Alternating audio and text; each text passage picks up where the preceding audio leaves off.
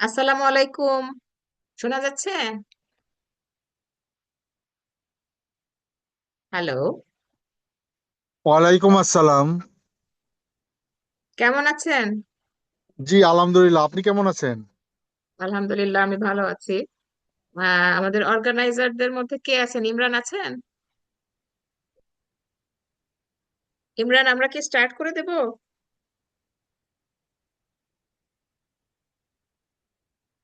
Hello. আচ্ছা। গত সেশনের ম্যাটেরিয়াল কি পেয়েছেন? Study material?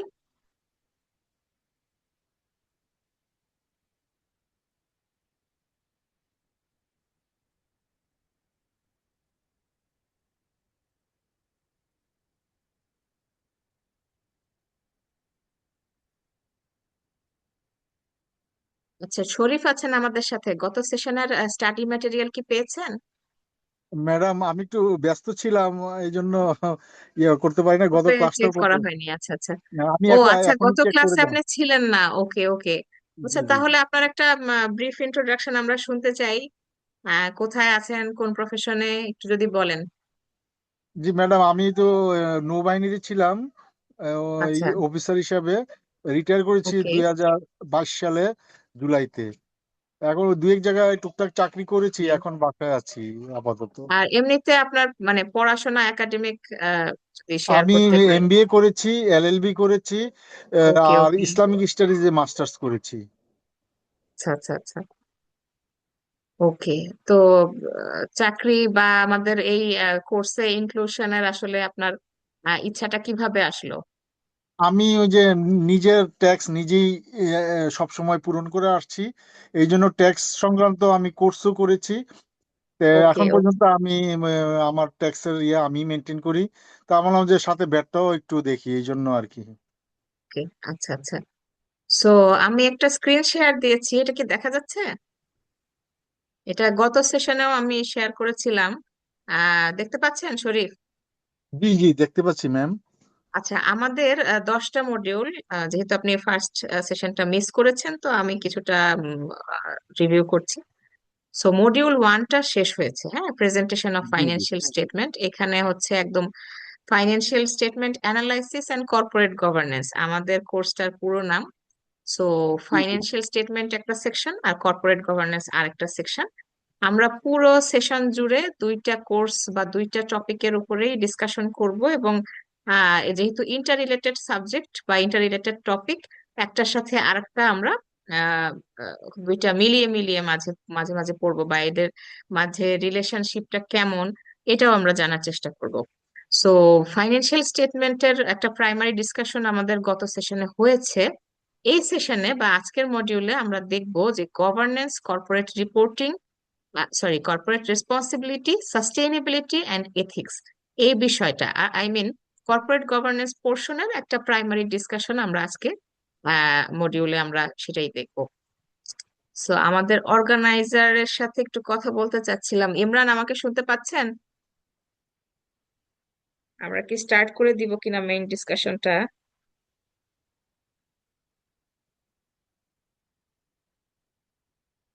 আমি একটু ফোনে ওকে নক দিই।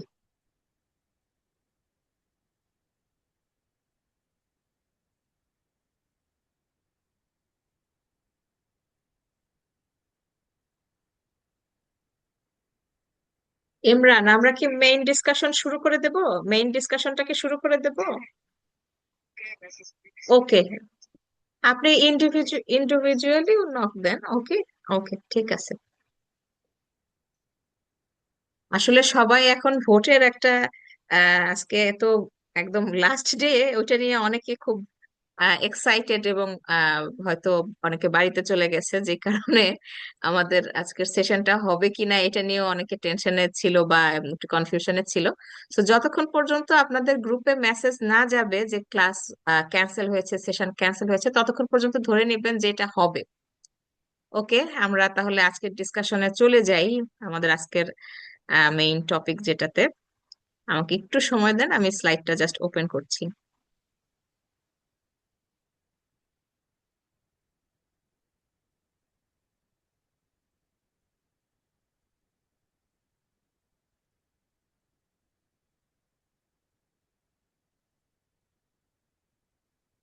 আচ্ছা, স্ক্রিনটা কি দেখা যাচ্ছে? আমি একটা পাওয়ার পয়েন্ট স্লাইড ওপেন করেছি। জি দেখা দেখা যাচ্ছে যাচ্ছে কি? ম্যাম। জি ওকে। দেখা যাচ্ছে ম্যাম। আচ্ছা, আমার যেহেতু আপনি আগের ক্লাসে ছিলেন না, আমি হচ্ছে চার্টার্ড অ্যাকাউন্টেন্ট, আমি একটা সিএ ফার্ম আমার আছে, সেখানের পার্টনার। সো আমি বিস সলিউশনের সাথে অনেকদিন ধরে আছি, এখানে বিভিন্ন কোর্স রেগুলারলি কন্ডাক্ট করি। সো এই আপনাদের পিজিডি সেশনের দুইটা কোর্সে আমাকে পাবেন, একটা হচ্ছে ইন্টারন্যাশনাল স্ট্যান্ডার্ডস অন অডিটিং, এবং আরেকটা হচ্ছে যে governance, sorry, financial statement analysis and corporate governance. তো ইন ফিউচার হয়তো আরো দু একটা কোর্সের দেখা হতে পারে। তো আজকের ডিসকাশনটা আমরা স্টার্ট করে দিই। এটা হচ্ছে আহ, একদম কর্পোরেট গভর্নেন্স এর প্রাইমারি একটা ডিসকাশন। এখানে আমরা governance, corporate responsibility, sustainability and ethics সম্পর্কে জানবো, এবং এদের মধ্যে আসলে কি রিলেশনশিপ এটা ডিফাইন করার ট্রাই করব।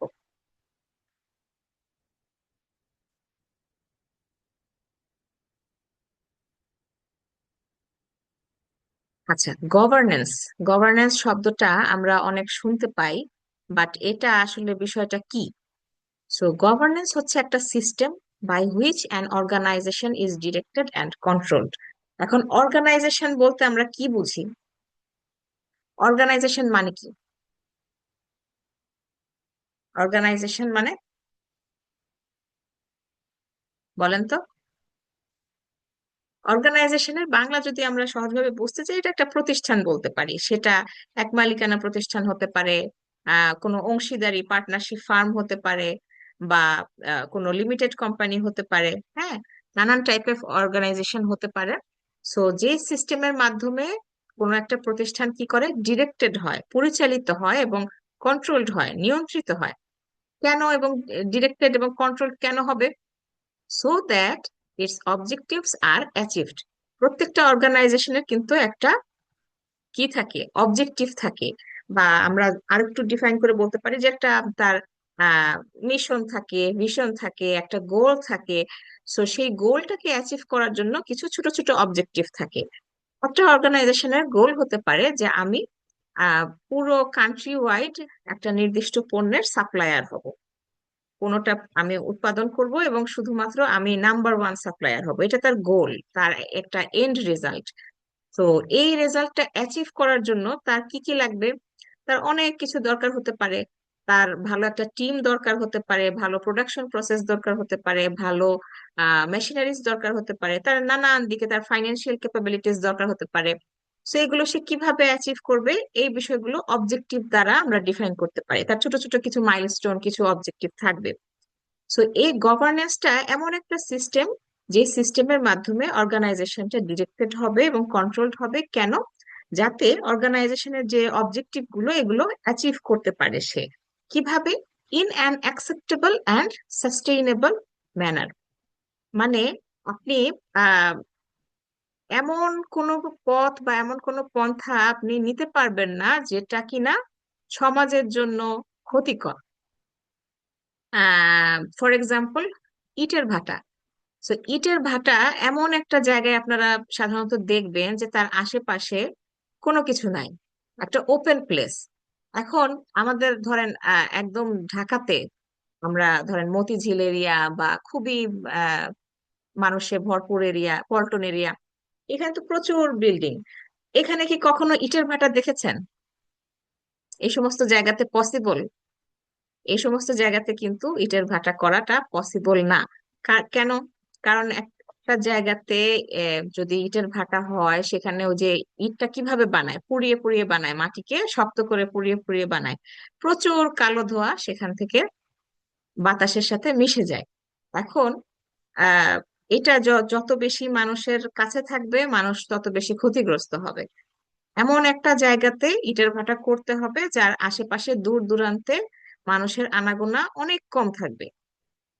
সো আপনার পন্থাটা, আপনার ম্যানারটা অ্যাকসেপ্টেবল হতে হবে এবং সাস্টেইনেবল হতে হবে।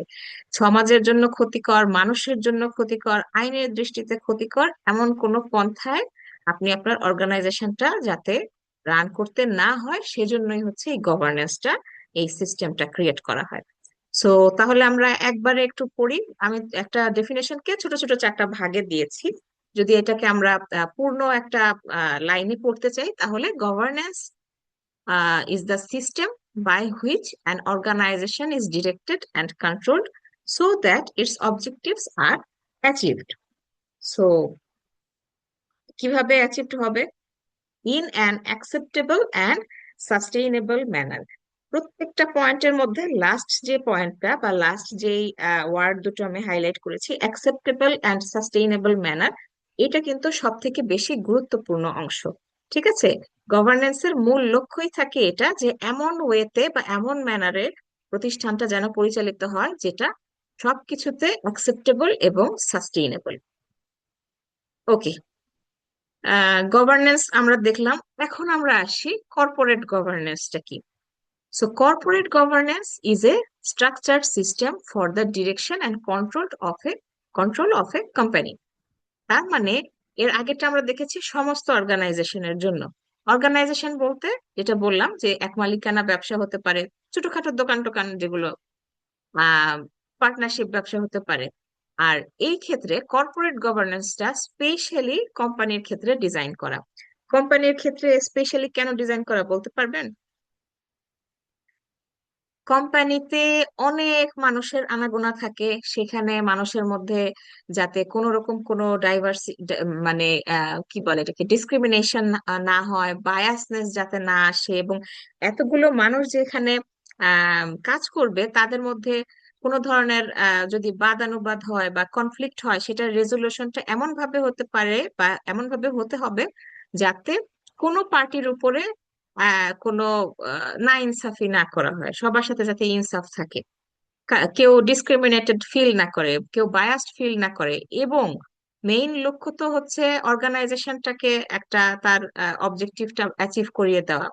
সো যদি অর্গানাইজেশনের মানুষের মধ্যে কনফ্লিক্ট থাকে এবং তাদের মধ্যে বায়াসনেস থাকে, তাদের মধ্যে কিন্তু দেখবেন তাদের থেকে কাজ বের করে আনা বা তাদের একটা ভালো এনভায়রনমেন্ট দেওয়া কিন্তু পসিবল হয় না। সেক্ষেত্রে কোম্পানি কিন্তু অনেক বেশি লুজার হয়। যখন এখান থেকে মেরিটোরিয়াস পিপল ডিমোটিভেটেড হয়ে চলে যায়, যখন খুবই এনথুজিয়াজমের অভাব থাকে অর্গানাইজেশনের পিপলদের মধ্যে, তখন দেখবেন যে অর্গানাইজেশনটা আলটিমেটলি ক্ষতিগ্রস্ত হয়। সে অনেক বেশি টাকা দিয়েও কি করতে পারে না, একটা অনেস্ট এমপ্লয়িকে সেখানে রাখতে পারে না। সো এই জন্য কর্পোরেট গভর্নেন্সটার সিস্টেমটা আসলে এমন ভাবে ডিজাইন করতে হয় যাতে কোম্পানি আলটিমেটলি ক্ষতিগ্রস্ত না হয়, এবং এখানে যে সমস্ত ম্যান পাওয়ার আছে তারাও যাতে ডিমোটিভেটেড না হয়। আচ্ছা, সো আমরা ডেফিনেশনে আবার ফেরত আসি। সেখানে দুইটা পয়েন্ট মেইনলি ফোকাস করেছে, যে specifies the distribution of rights and responsibilities between stakeholders. আচ্ছা, এখানে আমি দেখতে পাচ্ছি নাফিউজ্জামান আছেন। আপনি কি গত সেশনে ছিলেন, নাফিউজ্জামান? না ম্যাম, আমি গত সেশনটাতে ছিলাম না। আচ্ছা, তাহলে আপনিও গত সেশন মিস করেছেন। আচ্ছা, গত সেশনের ম্যাটেরিয়ালটা আমি আপনাদের সাথে শেয়ার করতে বলে দেব। আপনারা কাইন্ডলি একটু বাসায় দেখবেন। গত সেশনে আমরা একটা মডিউল শেষ করেছি, আমাদের 10টা মডিউলের। সো একটু কাইন্ডলি বাসায় দেখবেন। যদি কোনো কনফিউশন থাকে, আমাদের এই যে যে 10টা মডিউল থাকবে, এই 10টা মডিউলের মধ্যে আমাকে যে কোনো দিন কোশ্চেন করতে পারেন, যে কোনো সময় কোশ্চেন করতে পারেন, ঠিক আছে? এবং এই যে যে ডিসকাশনটা করছি, আমি চাই যে এখানে আপনাদের পার্টিসিপেশন থাকুক। কোনো ওয়ার্ডে বা কোনো যখন আমি বলবো বিভিন্ন বিষয় সম্পর্কে, আপনারা যদি বুঝতে না পারেন, সাথে সাথে আমাকে বলবেন যে এই এরিয়াটা বুঝতে পারছি না, বা আপনাদের কোনো ওপিনিয়ন থাকলে আমার সাথে শেয়ার করতে পারেন। অবশ্যই আমরা এখানে যারা আছি সবাই প্রফেশনের মধ্যে আছি, কেউ না কেউ কোনো না কোনো জায়গাতে।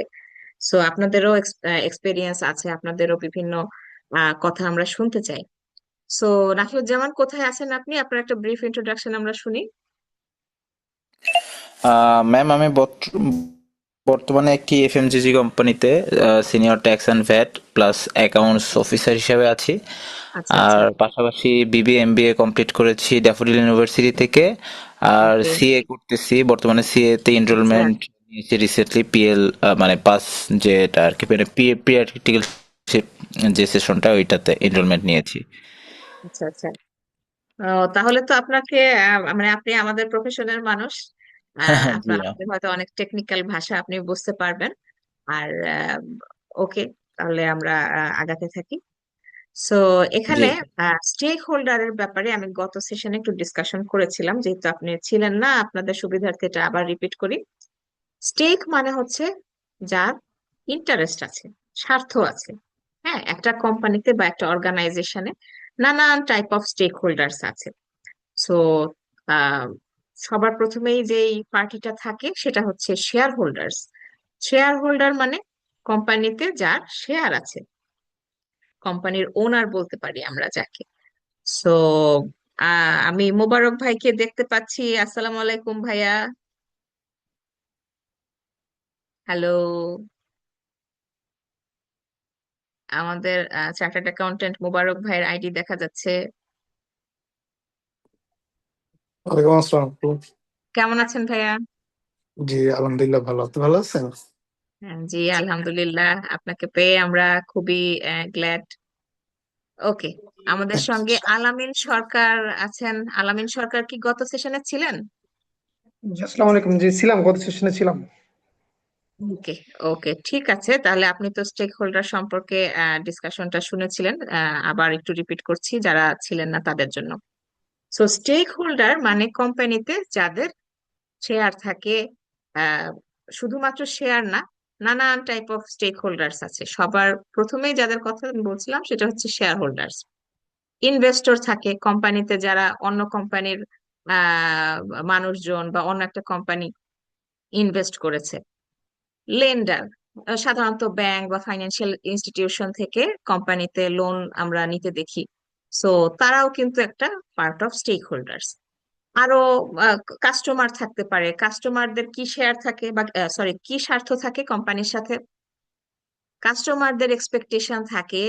যেহেতু এফএমসিজির একজন আছেন, আপনি বুঝতে পারবেন, সবাই বুঝতে পারবো আমরা।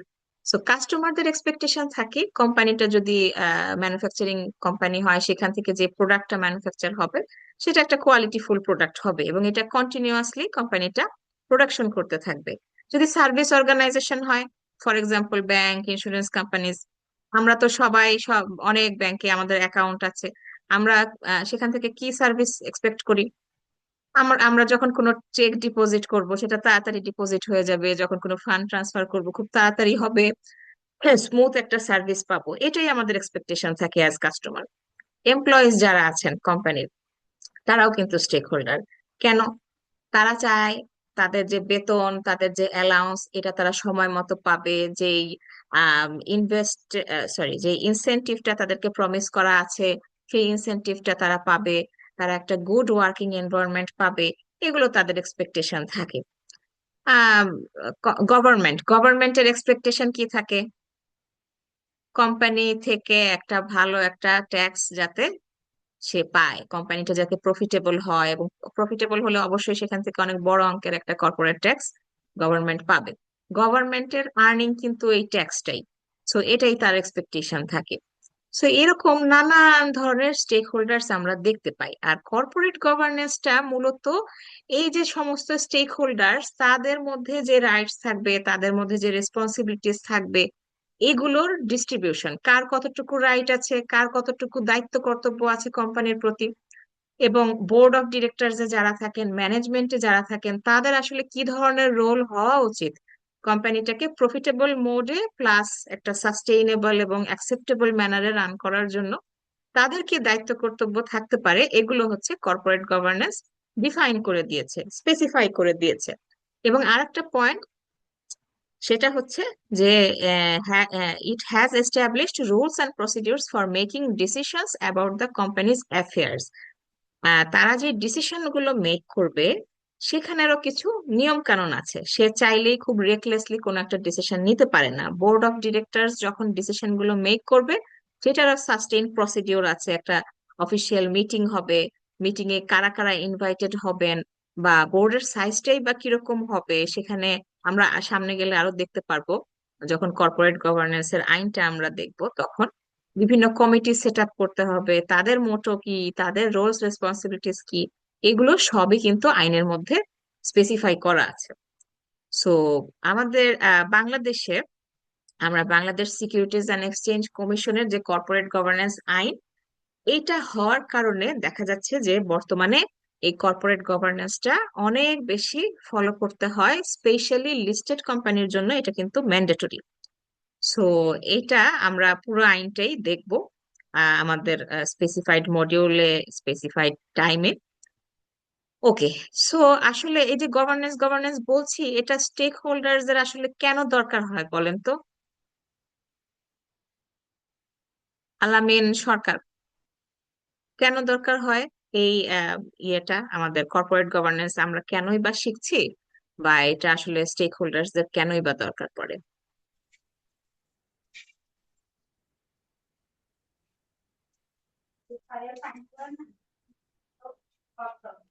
আলামিন সরকার, প্লিজ।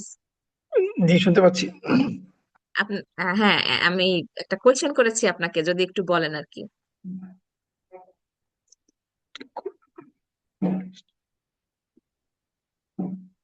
হুম,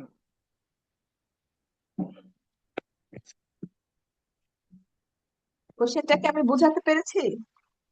একটু আবার একটু বলেন। বিভিন্ন স্টেক হোল্ডারদের কথা আমরা কিছুক্ষণ আগে দেখছিলাম, তো স্টেক হোল্ডারদের জন্য আসলে কর্পোরেট গভর্নেন্সটা কেন দরকার হয়? কর্পোরেট গভর্নেন্স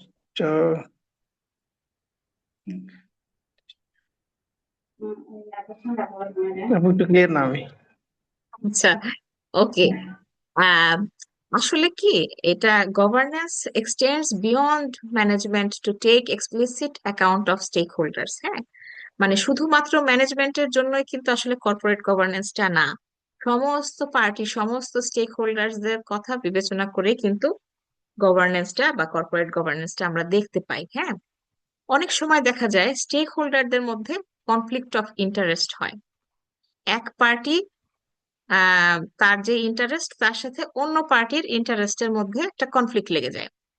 কমন এক্সাম্পল একটা দিই, সেটা হচ্ছে যারা শেয়ার হোল্ডার্স তারা চায় কোম্পানিটা প্রফিট করুক, যে কোনো ম্যানারের হোক সেটা প্রফিট করুক। কারণ আহ যদি কোম্পানিটা প্রফিটেবল হয়, যাদের শেয়ার হোল্ডার্স আছেন ওনারা একটা ভালো একটা ডিভিডেন্ড পাবেন। ডিভিডেন্ড মানে কি? লভ্যাংশ, প্রফিট। লভ্যাংশ, লাভের অংশ। কোম্পানি যদি লসে থাকে তাহলে কি কোম্পানি ডিভিডেন্ড দেয়? এটা কিন্তু পসিবল না। লাভের অংশ, লাভ যদি না হয়, লস হয়, তাহলে তো ডিভিডেন্ডের প্রশ্নই ওঠে না। ইনফ্যাক্ট এমনও হতে পারে কোন কোন বছর যদি স্টেক হোল্ডার বা শেয়ার হোল্ডার যারা থাকেন তারা যদি ডিসিশন নেন যে ঠিক আছে কোম্পানিতে প্রফিট হচ্ছে বাট স্টিল আমরা ডিভিডেন্ড নিব না, সেক্ষেত্রে কিন্তু ডিভিডেন্ড দিতে কোম্পানি বাধ্য না। সো যাদের শেয়ার আছেন তারা অবশ্যই একটা চান, শেয়ারের একটা রিটার্ন, তারা ডিভিডেন্ড পেতে চান, তারা চান যে কোম্পানিটা প্রফিটেবল হোক, যে কোনো মূল্যে কোম্পানি প্রফিটেবল হোক।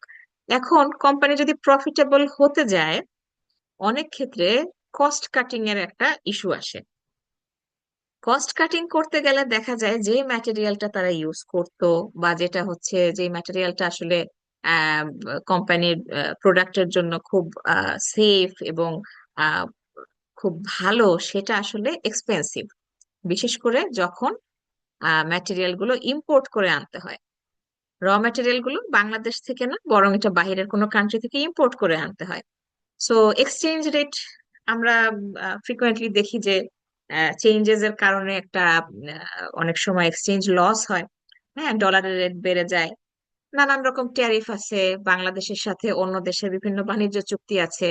সো সেই সমস্ত বিষয়গুলোতে যখন আমরা অনেক বেশি সাফারার হই, হ্যাঁ, বাংলাদেশ থেকে দেখা যায় যে অন্য কান্ট্রির সাথে বাণিজ্য চুক্তি সেভাবে বিল্ড আপ হয়নি, এবং ইম্পোর্ট করতে যেয়ে দেখা যাচ্ছে যে অনেক বেশি আগের থেকে অনেক বেশি এক্সপেন্সিভ হয়ে গেছে ম্যাটেরিয়ালটা। তো ওই সমস্ত ক্ষেত্রে কোম্পানি চাচ্ছে কস্ট কাটিং করতে। সে ওই প্রোডাক্টটা ধরেন যে ম্যাটেরিয়ালটা দিয়ে ইম্পোর্ট করে যেটা সে এতদিন প্রোডাকশন করেছে সেটা সে করলো না, সে চাচ্ছে লোকাল কোনো চিপ কোনো সাপ্লায়ার থেকে সে ম্যাটেরিয়াল নিবে। তো চিপ সাপ্লায়ার থেকে ম্যাটেরিয়াল নিয়ে সে কি করলো, প্রোডাকশন করলো, সে প্রোডাক্ট সেল করলো, সে প্রফিটেবিলিটি অ্যাচিভ করলো ঠিকই, কিন্তু তার যে আরেকটা পার্টি কাস্টমার, সো কাস্টমার কিন্তু সাফারার হচ্ছে। কারণ দেখা যাবে যে চিপ কোয়ালিটির ম্যাটেরিয়াল ইউজ করার কারণে প্রোডাক্টের কোয়ালিটি এখানে আর আগের মতো নাই। সো একটা শেয়ার হোল্ডার, একটা স্টেক হোল্ডার গ্রুপের সাথে অন্য একটা স্টেক হোল্ডার গ্রুপের কিন্তু একটা কনফ্লিক্ট লেগে গেছে। আমি কি বিষয়টা বোঝাতে পারছি?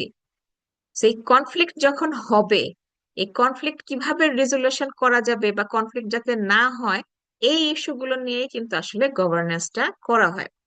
Stakeholders need the company's corporate governance to ensure that their interests and expectations will be reflected in the company's objectives.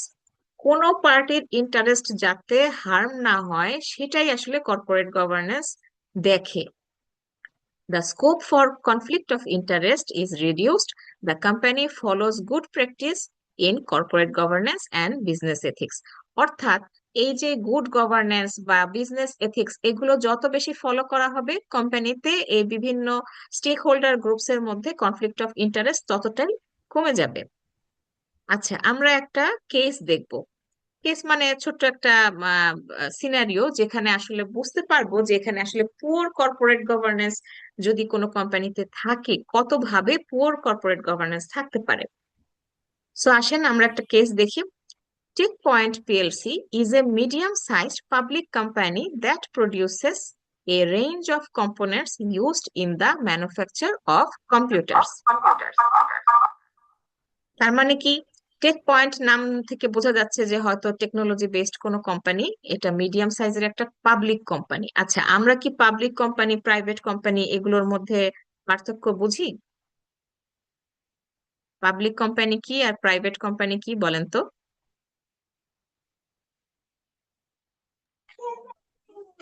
যেগুলো শেয়ার মার্কেটে ইনভেস্ট করে আর কি, যেগুলো শেয়ার মার্কেটে লিস্টেড, উম, না, সেগুলো এখানে কিছুটা বিষয় আছে। প্রাইভেট লিমিটেড কোম্পানিতে আসলে যারা ওনার থাকেন বা শেয়ার হোল্ডার থাকেন, তারা শুধুমাত্র তাদের মধ্যেই শেয়ার হোল্ডিংটা রাখেন। এটা পাবলিকের জন্য ওপেন থাকে না।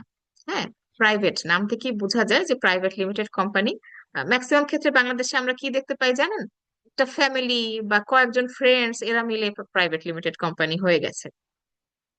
সো পাবলিক নাম থেকে বোঝা যায় যে এইটার শেয়ার হোল্ডিংটা পাবলিকের কাছে থাকবে। বাট সব পাবলিক কোম্পানি যে লিস্টেড তা কিন্তু নয়। লিস্টেড হতে গেলে পাবলিক হতে হয়, কিন্তু বাংলাদেশে অনেক পাবলিক লিমিটেড কোম্পানি আছে যারা কিন্তু লিস্টিং এ আসে নাই। সো লিস্টিংটা ডিপেন্ড করবে অনেক ফ্যাক্টরের উপরে। সেটা লিস্টিং রেগুলেশনস আছে, আপনারা কাইন্ডলি একটু দেখবেন। সো সব পাবলিক কোম্পানি আবার লিস্টেড না। হ্যাঁ, তবে পাবলিক কোম্পানিতে কি থাকে, পাবলিকের শেয়ার হোল্ডিং থাকে। সো পাবলিকের শেয়ার হোল্ডিং থাকা মানে এটা কিন্তু মানে খুব আহ, বেশি এখানে আমরা এক্সপেক্ট করি যে কর্পোরেট গভর্নেন্সটা ফলো হোক, যাতে সাধারণ পাবলিকের টাকাটা যে সে ইনভেস্ট করেছে এই কোম্পানিতে সেটা কোনোভাবেই আহ কোনো ক্ষতির সম্মুখীন না হয়। সো এই কেসটার মধ্যে আমরা দেখছি যে এই টেক পয়েন্ট কোম্পানিটা হচ্ছে পাবলিক কোম্পানি, তার মানে এর জন্য কর্পোরেট গভর্নেন্স কোডটা ফলো করাটা জরুরি। তো ওরা কি করে, ওরা ম্যানুফ্যাকচারার অফ কম্পিউটার্স, কম্পিউটার বানায়। আচ্ছা, the board of directors consist of chairman Max Mallory, chief executive Richard Mallory, and finance director Linda Mallory, all of whom are siblings. খেয়াল করেন, ওদের বোর্ড অফ ডিরেক্টরসে দেখা গেছে যে চেয়ারম্যান, চিফ এক্সিকিউটিভ এবং ফাইন্যান্স ডিরেক্টর তিনজনই হচ্ছে ভাই বোন। সিবলিংস মানে হচ্ছে ভাই বোন, একই ফ্যামিলির মানুষজন। তারা তিনটা গুরুত্বপূর্ণ পদে রয়েছে। দেয়ার আর 5 আদার আনরিলেটেড এক্সিকিউটিভ ডিরেক্টরস। আচ্ছা, তাহলে আমরা দেখলাম যে আরো 5 জন ডিরেক্টর আছেন যারা রিলেটেড না, তারা কোনো সম্পর্কে নাই, মানে আদার আরো কিছু এক্সিকিউটিভ ডিরেক্টরস আছেন। All directors receive bonuses based on sales. খেয়াল করেন, সেলস মানে কোম্পানির যেটা সেলস রেভিনিউ হবে সেটার উপরে বেস করে ডিরেক্টররা বোনাস পাবেন। এই বিষয়টা আসলে কতখানি ভালো বা খারাপ এটা আমরা বোঝার চেষ্টা করব, ঠিক আছে? The company's sales are made by individual salesmen and women, each of whom has the authority to enter on the company's behalf into contracts unlimited in value without the need to refer to a superior or consult with other departments. অনেক important একটা information এখানে আমরা কিন্তু দেখলাম। সেটা কি? সেটা হচ্ছে যারা সেলস পার্সন আছেন বা সেলসম্যান ওম্যান আছেন, তারা কি করেন, তাদেরকে একটা অথরিটি দেওয়া আছে। কি অথরিটি? তারা যে কোনো অ্যামাউন্টের যে কোনো ভ্যালুর সেলস কন্ট্রাক্ট করতে পারে কোম্পানির বিহাভে, এবং সেটা অন্য ডিপার্টমেন্টের সাথে কনসালটেশন ছাড়াই। এটা কি ভালো নাকি খারাপ? আহ মানে কোম্পানির পার্সপেক্টিভ থেকে আপনার সেলস ডিপার্টমেন্টকে আপনি অথরিটি দিয়ে রাখছেন অন্য কোনো ডিপার্টমেন্টের সাথে কনসালটেশন ছাড়াই সে কি করতে পারবে, যে কোনো অ্যামাউন্টের সেলস কন্ট্রাক্ট করতে পারবে। এটা কি উচিত নাকি অনুচিত? নয়ন হোসেন, নয়ন হোসেন, আপনি কি আমাদের সাথে লাস্ট ক্লাসে ছিলেন? জি নয়ন ম্যাম হোসেন, ছিলাম। জি ওকে। ওকে, তাহলে আপনি কাইন্ডলি কি বলবেন যে এটা যে লাইনটা আমি পড়লাম বা যে পয়েন্টটা আমরা দেখলাম, এটা কি আসলে করাটা ঠিক নাকি বেঠিক? বা আপনার কি মনে হচ্ছে? জাস্ট আপনার থটটা যদি শেয়ার করেন। আমাদের এখানে ডিসকাশনে সব আমি মাঝে মাঝে কোশ্চেন করব, বাট এক্সাক্ট অ্যান্সারই যে দিতে হবে এরকম কিছু না। আমি জাস্ট আপনাদের অবজারভেশনটা শুনতে চাই যে আপনাদের কি মনে হয়। হ্যাঁ, একটু ডিসকাশন মূলক হবে আমাদের এই সেশন গুলো। এটা একদম সো কল্ড টিচিং না। এটা যেহেতু একটা অ্যাডাল্ট একটা প্ল্যাটফর্ম, অ্যাডাল্ট বলতে বোঝাচ্ছে যে আপনারা মাচ গ্রোন আপ, সবাই আমরা প্রফেশনালস। সো প্রফেশনাল ডিসকাশনটা আসলে এভাবেই হলে আমার মনে হয় যে ভালো। আপনারা কাইন্ডলি যদি পার্টিসিপেট করেন আমাদের জন্য খুব ভালো হবে। জি, নয়ন হোসেন, কেন মনে হচ্ছে যে এই মানে এটা কি মনে হচ্ছে আসলে আপনার সেলস আমার তো মনে কন্ট্রাক্টর হচ্ছে ঠিক না। ঠিক না? ওকে, কেন? এই অথরিটিটা যে তাদের দেওয়া হয়েছে এটা কেন ঠিক না, বা কি ক্ষতি হতে পারে? জি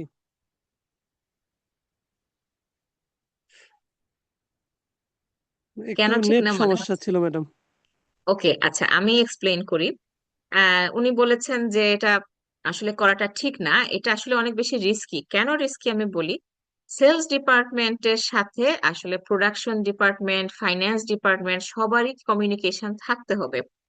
প্রোডাকশন আপনার কি পরিমাণ তার প্রোডাক্ট রেডি আছে, ওয়্যার হাউসে কি পরিমাণ তার স্টক আছে, কি পরিমাণ delivery within the due date সে দিতে পারবে, এটা সম্পর্কে আপডেটেড ইনফরমেশন কিন্তু আপনার সেলস থেকে, সরি, প্রোডাকশন থেকে বা স্টোর থেকে নিয়ে দেন সেলস টিমকে আসলে সেভাবেই কন্ট্রাক্ট গুলো করা উচিত। এমন কোন কন্ট্রাক্ট যদি সে করে যেটা আসলে within the time say delivery দিতে পারবে না, তাহলে সেলস কন্ট্রাক্ট গুলো কিন্তু ক্যান্সেল হয়ে যাবে, এবং এটাতে কোম্পানির রেপুটেশনেরও কিন্তু একটা ড্যামেজ হয়। হ্যাঁ।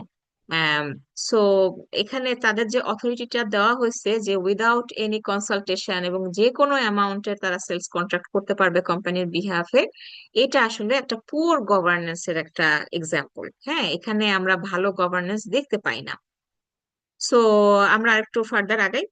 It is this flexibility that has enabled the company to be very profitable in past years. আচ্ছা, তারা বলছে যে এই যে যে তাদেরকে ফ্লেক্সিবিলিটি দেওয়া হয়েছে যে এনি অ্যামাউন্ট এনি ভ্যালু তারা উইদাউট এনি কনসালটেশন তাদের অথরিটি আছে কন্ট্রাক্ট করার। এই ফ্লেক্সিবিলিটি তাদের দেওয়ার কারণে বিগত বছরগুলোতে তারা দেখেছে যে কোম্পানি অনেক প্রফিটেবল হয়েছে। However, a number of bad contracts in the current year have meant that the finance director has reclassed them as cost to maintain healthy sales and to protect the director's bonuses. এই যে আরেকটা জায়গা আমরা খুঁজে পেলাম। এখানে বলছে যে কোম্পানিগুলো মানে এই এই যে যে ফার্স্ট ইয়ারে প্রফিটেবল হয়েছে এই সমস্ত তো ভালো জিনিস, এখন খারাপ জিনিসটা এখানে দেখাইছে যে এখানে কি হয়েছে, সেলস কন্ট্রাক্ট গুলো ব্যাড কন্ট্রাক্ট হয়ে গেছে। আমরা ব্যাড ডেট সম্পর্কে তো বুঝি সবাই, তাই না? ব্যাড ডেট, ব্যাড ডেট মানে হচ্ছে আপনার যখন সেলসটা ক্রেডিট সেলস হয়, তখন ক্রেডিট সেলস হওয়ার ফলে একটা রিসিভেবল ক্রিয়েট হয়। রিসিভেবলটা একটা নির্দিষ্ট সময় পর্যন্ত আমরা কি করি, ব্যালেন্স শিটে রেখে দিই, এবং এটা আমরা যখন ক্রেডিট পিরিয়ড শেষ হয় তারপরেও আমরা অপেক্ষা করি কখন আমার কাস্টমার পেমেন্ট করবে, কখন পেমেন্ট করবে, এবং একটা সার্টেন পিরিয়ড পরে আমরা কি করি, এটার জন্য প্রভিশন রাখি, প্রভিশন ফর ব্যাড ডেটস। এবং একটা সময় যদি আমরা আসলে টাকাটা না পাই, কালেক্ট করতে না পারি, তখন আমরা ফাইনালি এটাকে রিসিভেবল থেকে উঠিয়ে রাইট অফ করে দিই। সো এই যে যে একটা কন্ট্রাক্ট ব্যাড হয়ে গেল, তার মানে কি ওই রিসিভেবলের টাকাটা আমি আর পাবো না। সো এখানে দেখা গেল যে তাদের এ নাম্বার অফ ব্যাড কন্ট্রাক্টস, অনেকগুলো ব্যাড কন্ট্রাক্ট হয়ে গেছে, সেলস কন্ট্রাক্ট গুলো আলটিমেটলি ব্যাড হয়ে গেছে, মানে রিসিভেবল থেকে টাকা পাওয়া যায়নি। এবং ফাইন্যান্স ডিরেক্টর কি করেছেন, উনি এই ব্যাড কন্ট্রাক্ট গুলো, ওনার উচিত ছিল সেলস থেকে ক্যান্সেল করে দেওয়া, বাট উনি এগুলোকে সেলস কে ক্যান্সেল না করে কস্ট কে উনি, মানে এগুলোকে কস্ট হিসেবে উনি রিকগনাইজ করেছেন। এটা কিন্তু অ্যাজ পার অ্যাকাউন্টিং স্ট্যান্ডার্ড এটা কিন্তু একটা ভুল ট্রিটমেন্ট। এটা কি আপনারা জানেন? এখানে আমাদের ফাইন্যান্স অ্যাকাউন্টস এর লোক আছেন অনেকে, আপনারা কি জানেন এই বিষয়টা?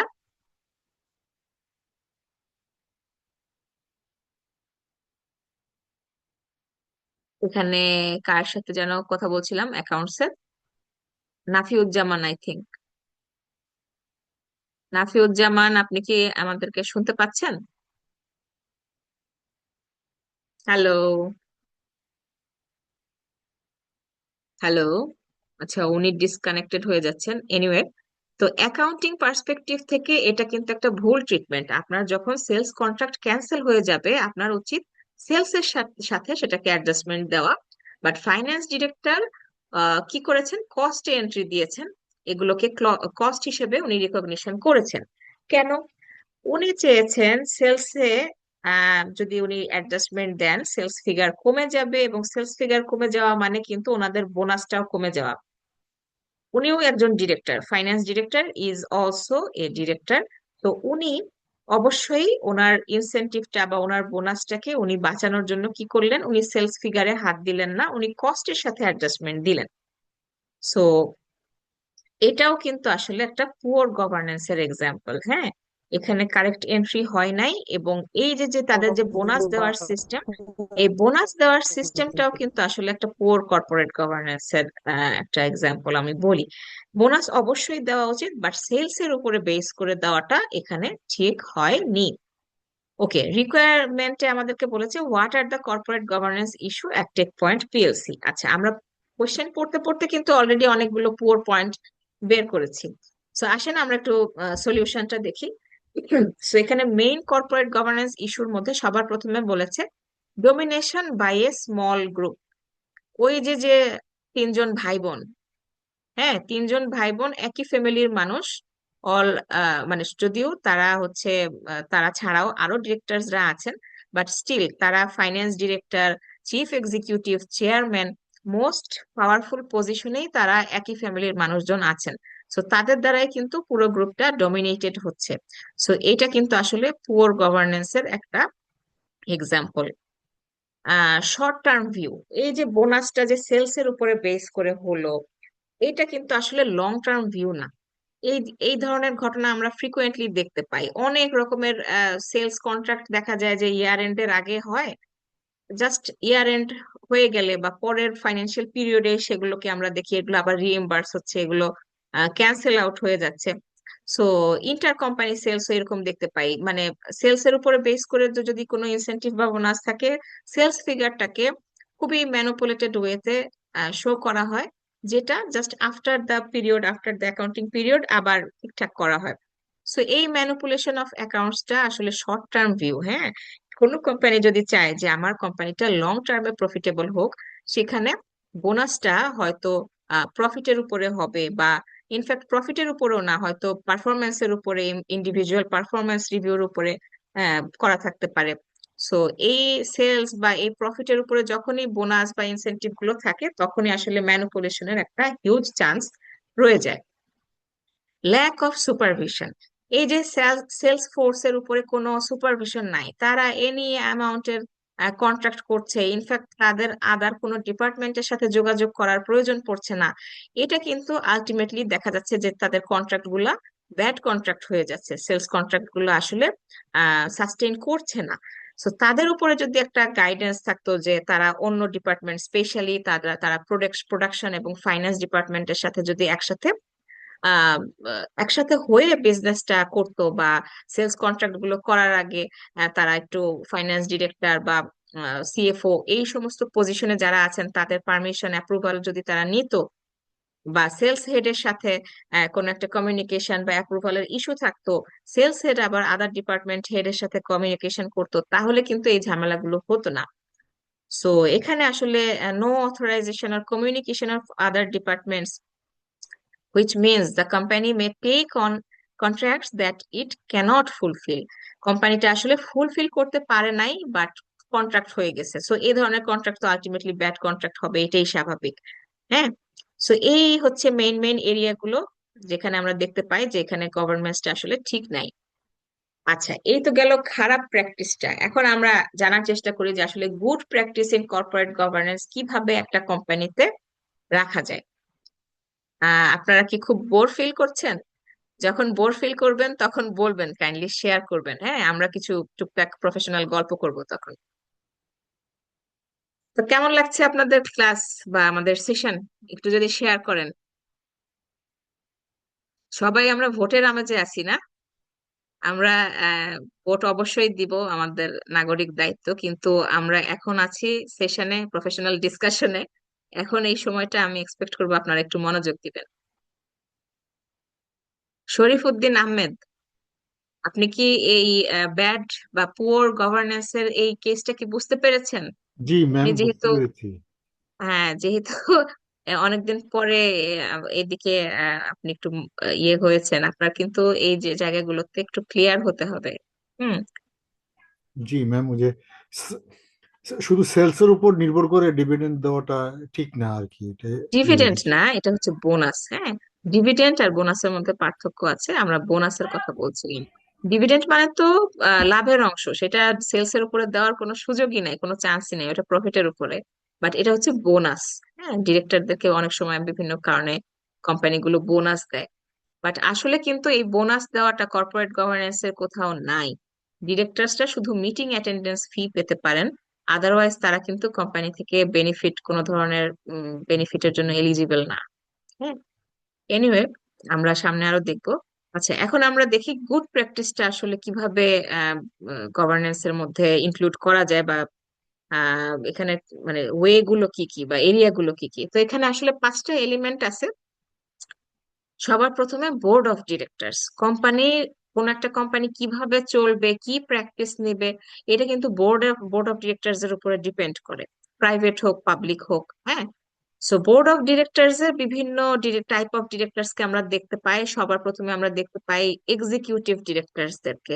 সো এক্সিকিউটিভ ডিরেক্টরস কারা? এক্সিকিউটিভ ডিরেক্টরস হচ্ছে তারাই যারা কোম্পানির ডে টু ডে যে সমস্ত ডিসিশন মেকিং গুলো হয় এগুলোতে পার্টিসিপেট করেন। আচ্ছা, আর নন এক্সিকিউটিভ ডিরেক্টরস কারা? তারা, তারাও ডিরেক্টরস, বাট তারা এই ডে টু ডে যে সমস্ত ডিসিশন গুলো মেক করা হয় এগুলোতে তারা পার্টিসিপেট করেন না, তারা অন্য টাইপ অফ ডিসিশনে পার্টিসিপেট করেন। Committees of board of directors as a whole. Board of directors তো মানে দেখা যায় যে তাদের অনেক দায়িত্ব থাকে। এখন সব টাইপ অফ ডিরেক্টরের কিন্তু সব টাইপ অফ এক্সপেরিয়েন্স থাকবে না, এটাই স্বাভাবিক। বোর্ড অফ ডিরেক্টরস দের মধ্যে কিন্তু আমরা ইন্ডিপেন্ডেন্ট ডিরেক্টরও দেখতে পাই। এখন ম্যাক্সিমাম ক্ষেত্রে দেখা যায় যে ইন্ডিপেন্ডেন্ট ডিরেক্টর কারা হন, আমরা সামনে আইন যখন পড়বো তখন আমরা দেখবো যে তাদের কিছু কোয়ালিফিকেশন, কিছু এক্সপেরিয়েন্সের ক্রাইটেরিয়া কর্পোরেট গভর্নেন্স কোডে ফিক্স করে দিয়েছে। সো ম্যাক্সিমাম ক্ষেত্রে আমরা দেখতে পাই সিনিয়র কোনো চার্টার্ড অ্যাকাউন্টেন্ট বা হয়তো কোনো বিজনেস লিডার, তাদেরকে নিয়ে এসে এই ইন্ডিপেন্ডেন্ট ডিরেক্টর পজিশনটা দেওয়া হয়, বা ইউনিভার্সিটির টিচার। হ্যাঁ, সো এই ইন্ডিপেন্ডেন্ট ডিরেক্টর এই পজিশনটাতে যখন দেখা যায় অডিট এক্সপেরিয়েন্সড কোনো পিপল আছেন, তো তাদেরকে সাধারণত দেখা যায় অডিট কমিটিতে চেয়ারম্যান করে দেওয়া হয়। Audit committee board of directors এর একটা সাব কমিটি, এবং তারা ইন্টারনাল অডিট, এক্সটার্নাল অডিট, কোম্পানির ইন্টারনাল কন্ট্রোল প্রসিডিওর এগুলো নিয়ে তারা কাজ করে। তো সেখানে অবশ্যই ডিরেক্টরস দের মধ্যে যাদের অডিট এক্সপেরিয়েন্স আছে তাদেরকে সবাই এক্সপেক্ট করে যে সেখানে থাকবে। NRC, nomination and remuneration committee, corporate governance কোডে একদম ম্যান্ডেটরি এই কমিটির কথা বলে দিয়েছে। আচ্ছা, আমি ওকে ওকে, মোবারক ভাই, ওকে, থ্যাংক ইউ, আপনি যতক্ষণ ছিলেন আমাদের সাথে, থ্যাংক ইউ।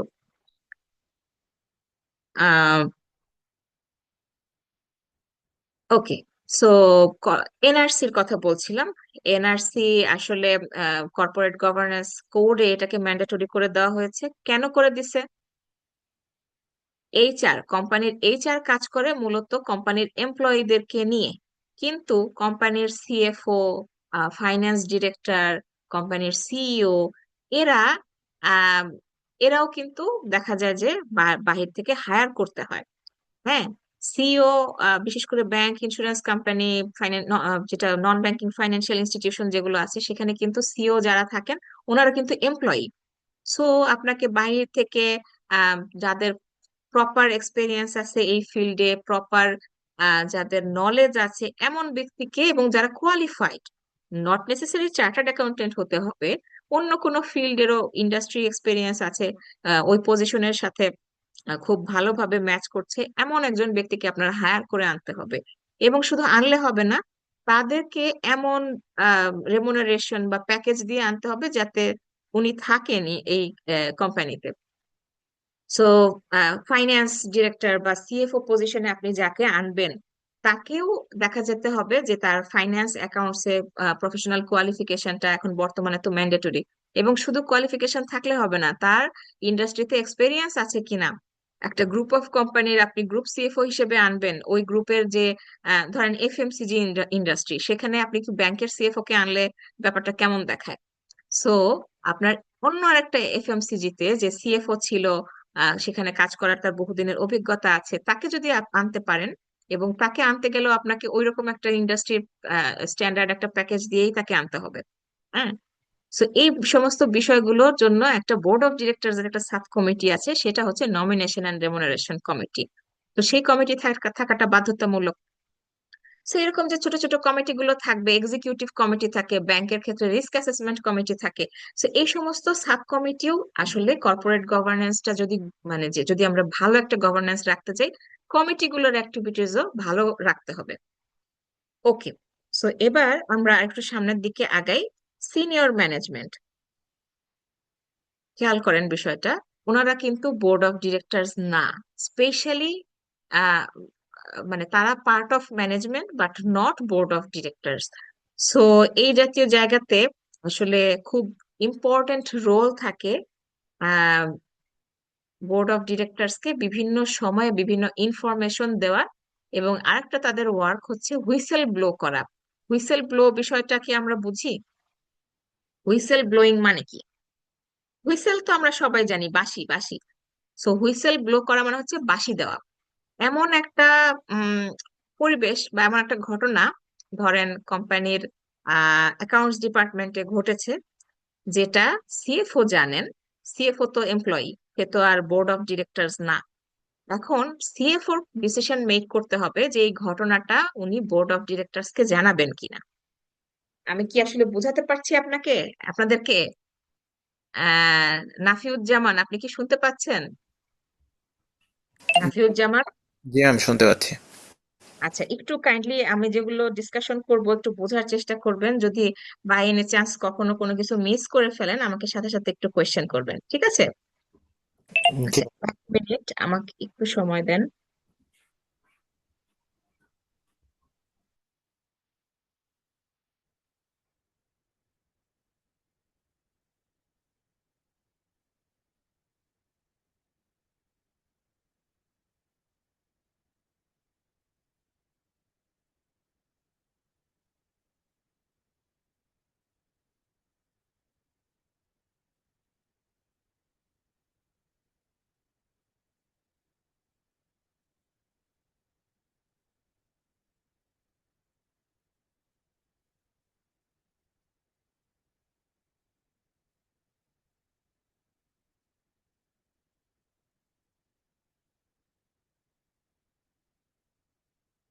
ওকে, সো যেটা বলছিলাম যে সিনিয়র ম্যানেজমেন্ট বা সিএফও লেভেলে যিনি আছেন, ওনার এটা হচ্ছে ওনার ডিসিশন যে এটা উনি কি বোর্ড অফ ডিরেক্টরস এর কাছে দিবেন কিনা। এখন উনি যদি মনে করেন যে এই বিষয়টা আমার কন্ট্রোলের বাইরে, বা সেখানে ধরেন অ্যাকাউন্টস ডিপার্টমেন্টে নানান ধরনের ফ্রড ফরজারিও হতে পারে, উনি যদি মনে করেন যে এই ঘটনাটা বোর্ডকে জানানো উচিত এবং যে ব্যক্তি এই ফ্রডের সাথে জড়িত আহ তার ব্যাপারে ডিসিশনটা আসলে বোর্ড থেকে আসা উচিত। সো ওনাকে এটা বুঝতে হবে, অনুধাবন করতে হবে এবং বোর্ডের সাথে কমিউনিকেট করে এটা আসলে সলভ করার ট্রাই করতে হবে। এবং যদি কোনো পার্টিকুলার ব্যক্তি বা গ্রুপ অফ পিপল যদি জড়িত থাকে, তারা যাতে এটার জন্য প্রপার একটা জবাবদিহিতার মধ্যে আসেন, সেই আওতায় নিয়ে আসতে হবে। এখন সিএফও যদি ঘুমিয়ে থাকেন, উনি যদি এই বিষয়টাকে বোর্ডের কাছে না নিয়ে যান, তাহলে তো মানে যারা ফ্রড করেছেন তারা তো একটা সাহস পেয়ে যাবে, তারা পরবর্তীতে আরো বড় ধরনের জালিয়াতির সাথে জড়িত হয়ে যাবে। এবং এই আহ, যারা সাফারার হবেন তারা তো আসলে দেখা যাবে যে ডিমোটিভেটেড হয়ে যাবে। কোম্পানিতে এমপ্লয়ীদের তো দুইটা পার্ট থাকে, যারা ফ্রড করে আর যারা ফ্রড করে না। তো যারা ফ্রড করে না বাট স্টিল এটা সম্পর্কে যখন জানতে পারবে, তখন তো এটা আসলে তাদের জন্য একটা কষ্টের বিষয় হয়ে যাবে। এবং যারা কাস্টমার, যারা আদার স্টেক হোল্ডার, শেয়ার হোল্ডার্স, তারা কিন্তু বঞ্চিত হবে অ্যাকচুয়াল পজিশন থেকে, অ্যাকচুয়াল সিনারিও থেকে। সো এইটা আসলে সিনিয়র ম্যানেজমেন্টে যারা থাকেন ওনাদের আসলে এই হুইসেল ব্লোয়িং পজিশনটাতে যেতে হবে। মানে যেখানেই ফ্রড হবে সেখানেই তারা হুইসেল ব্লো করবে, এবং যারা কর্পোরেটে, যারা ডিরেক্টরস এ আছেন, বোর্ড অফ ডিরেক্টরস, তাদেরকে ইনফর্ম করে বিষয়টা সলভ করার ট্রাই করতে হবে। শেয়ার হোল্ডার্স, শেয়ার হোল্ডারদের কিন্তু ভূমিকা আছে একটা কোম্পানি রান করার ক্ষেত্রে। ওই যে বলছিলাম যে কোম্পানি চায় প্রফিট বা শেয়ার হোল্ডাররা চায় ডিভিডেন্ড। তো সেক্ষেত্রে কি হবে, কোম্পানিটা প্রফিট করার জন্য উঠে পড়ে লাগবে। ধরেন কোন একটা রেস্টুরেন্ট বিজনেস, আহ রেস্টুরেন্ট বিজনেসে সেখানে আপনি প্রফিট মেক করতে যেয়ে যদি হেলথ অ্যান্ড সেফটি, এই জায়গাতে আপনি গুরুত্বপূর্ণ আপনার একটা জায়গা হেলথ অ্যান্ড সেফটি। বিভিন্ন সময় আমরা দেখি না, বিভিন্ন রেস্টুরেন্টে আগুন লেগেছে, ফ্রিকুয়েন্টলি কিন্তু এটা আমরা গত বছরে দেখেছি। কোথায় লাগছিল আগুন বলেন তো? সুলতানস ডাইন বা কাচ্চি ভাই, এই সমস্ত, এই দুইটা জায়গাতে সম্ভবত আমরা এই আগুন লাগার ঘটনা গত বছর দেখতে পেয়েছি, তাই না? আমি যদি ভুল করে না থাকি।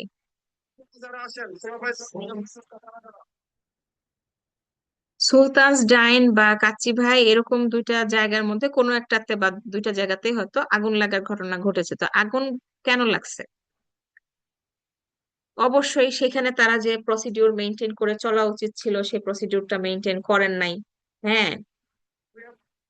সো হেলথ অ্যান্ড সেফটি যদি এনশিওর আপনি করতে না পারেন, আপনার অবশ্যই সেখানে বড় ধরনের একটা দুর্ঘটনা ঘটার, ক্ষতি হওয়ার, কাস্টমাররা আহত হয়েছেন, নিহত হয়েছেন, এটা তো আসলে কোম্পানির বা ব্যবসাটার রেপুটেশনের জন্য ভালো না। আলটিমেটলি এটা ভালো না। দেখা গেছে যে তাদের সেলস কিন্তু কমে গেছে, মানুষ সে সমস্ত জায়গাতে যাওয়া বন্ধ করে দিয়েছে বা হয়তো কমিয়ে দিয়েছে আগের থেকে। কারণ লাইফ সবার আগে, সবার খাওয়া দাওয়া পরে। সো এই যে যারা শেয়ার হোল্ডার্স, ওনারা যদি, আচ্ছা এটা বোধহয় off করে ফেলেছি। স্ক্রিন দেখা যাচ্ছে কি? দেখা যাচ্ছে? শরীফ উদ্দিন আহমেদ, স্ক্রিন দেখতে পাচ্ছেন? হ্যালো? হ্যালো? আচ্ছা, যদি দেখতে না পান আমাকে কাইন্ডলি একটু বলেন, অথবা আমাদের টেক্সট বক্সে মেসেজও দিতে পারেন। আচ্ছা, তো যেটা বলছিলাম যে শেয়ার হোল্ডারদেরকেও এমন ভাবে তাদের মোটিভ, মানে মেন্টালিটি বিল্ড আপ করতে হবে যে কোম্পানি অবশ্যই প্রফিটেবল হোক, বাট আদার কোনো একটা পার্টির যাতে কোনো লস না হয়। যেমন এই যে হেলথ অ্যান্ড সেফটি, এইটা যদি এনশিওর না করে আমি প্রফিট আর্ন করতে চাই, তাহলে কি হবে? এই যে দুর্ঘটনাগুলো ঘটবে। সো এগুলো তো আসলে আলটিমেটলি শেয়ার হোল্ডাররাও কিন্তু ক্ষতিগ্রস্ত হন। হ্যাঁ, ওনাদেরও কোম্পানির রেপুটেশনাল যখন ড্যামেজ হয়ে যায়, কোম্পানির সেলস কমে যায়, প্রফিট কমে যায়, তখন তো আসলে তারাও ক্ষতিগ্রস্ত হন।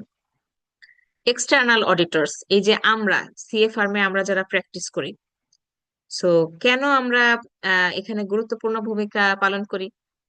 আমরা যখন কোনো একটা কোম্পানির স্ট্যাটুইটরি অডিট করি, ফাইন্যান্সিয়াল অডিট করি, অ্যানুয়াল অডিট করি, তখন আমরা আহ, আমাদের আহ, আওতার মধ্যে দেখার বিভিন্ন বিষয় আছে। কোম্পানির ফাইন্যান্সিয়াল স্টেটমেন্টটা ঠিকভাবে প্রিপেয়ার করা হয়েছে কিনা, সেটা কোম্পানির ফাইন্যান্সিয়াল পজিশনের ট্রু পিকচার দিচ্ছে কিনা, আমরা মূলত কিন্তু এগুলো নিয়েই যাচাই বাছাই করতে থাকি ডকুমেন্টস আছে কিনা সাফিসিয়েন্ট, সেখানে বুকস অফ অ্যাকাউন্টস এর সাথে আসলে মিলছে কিনা অ্যাকাউন্টস গুলো।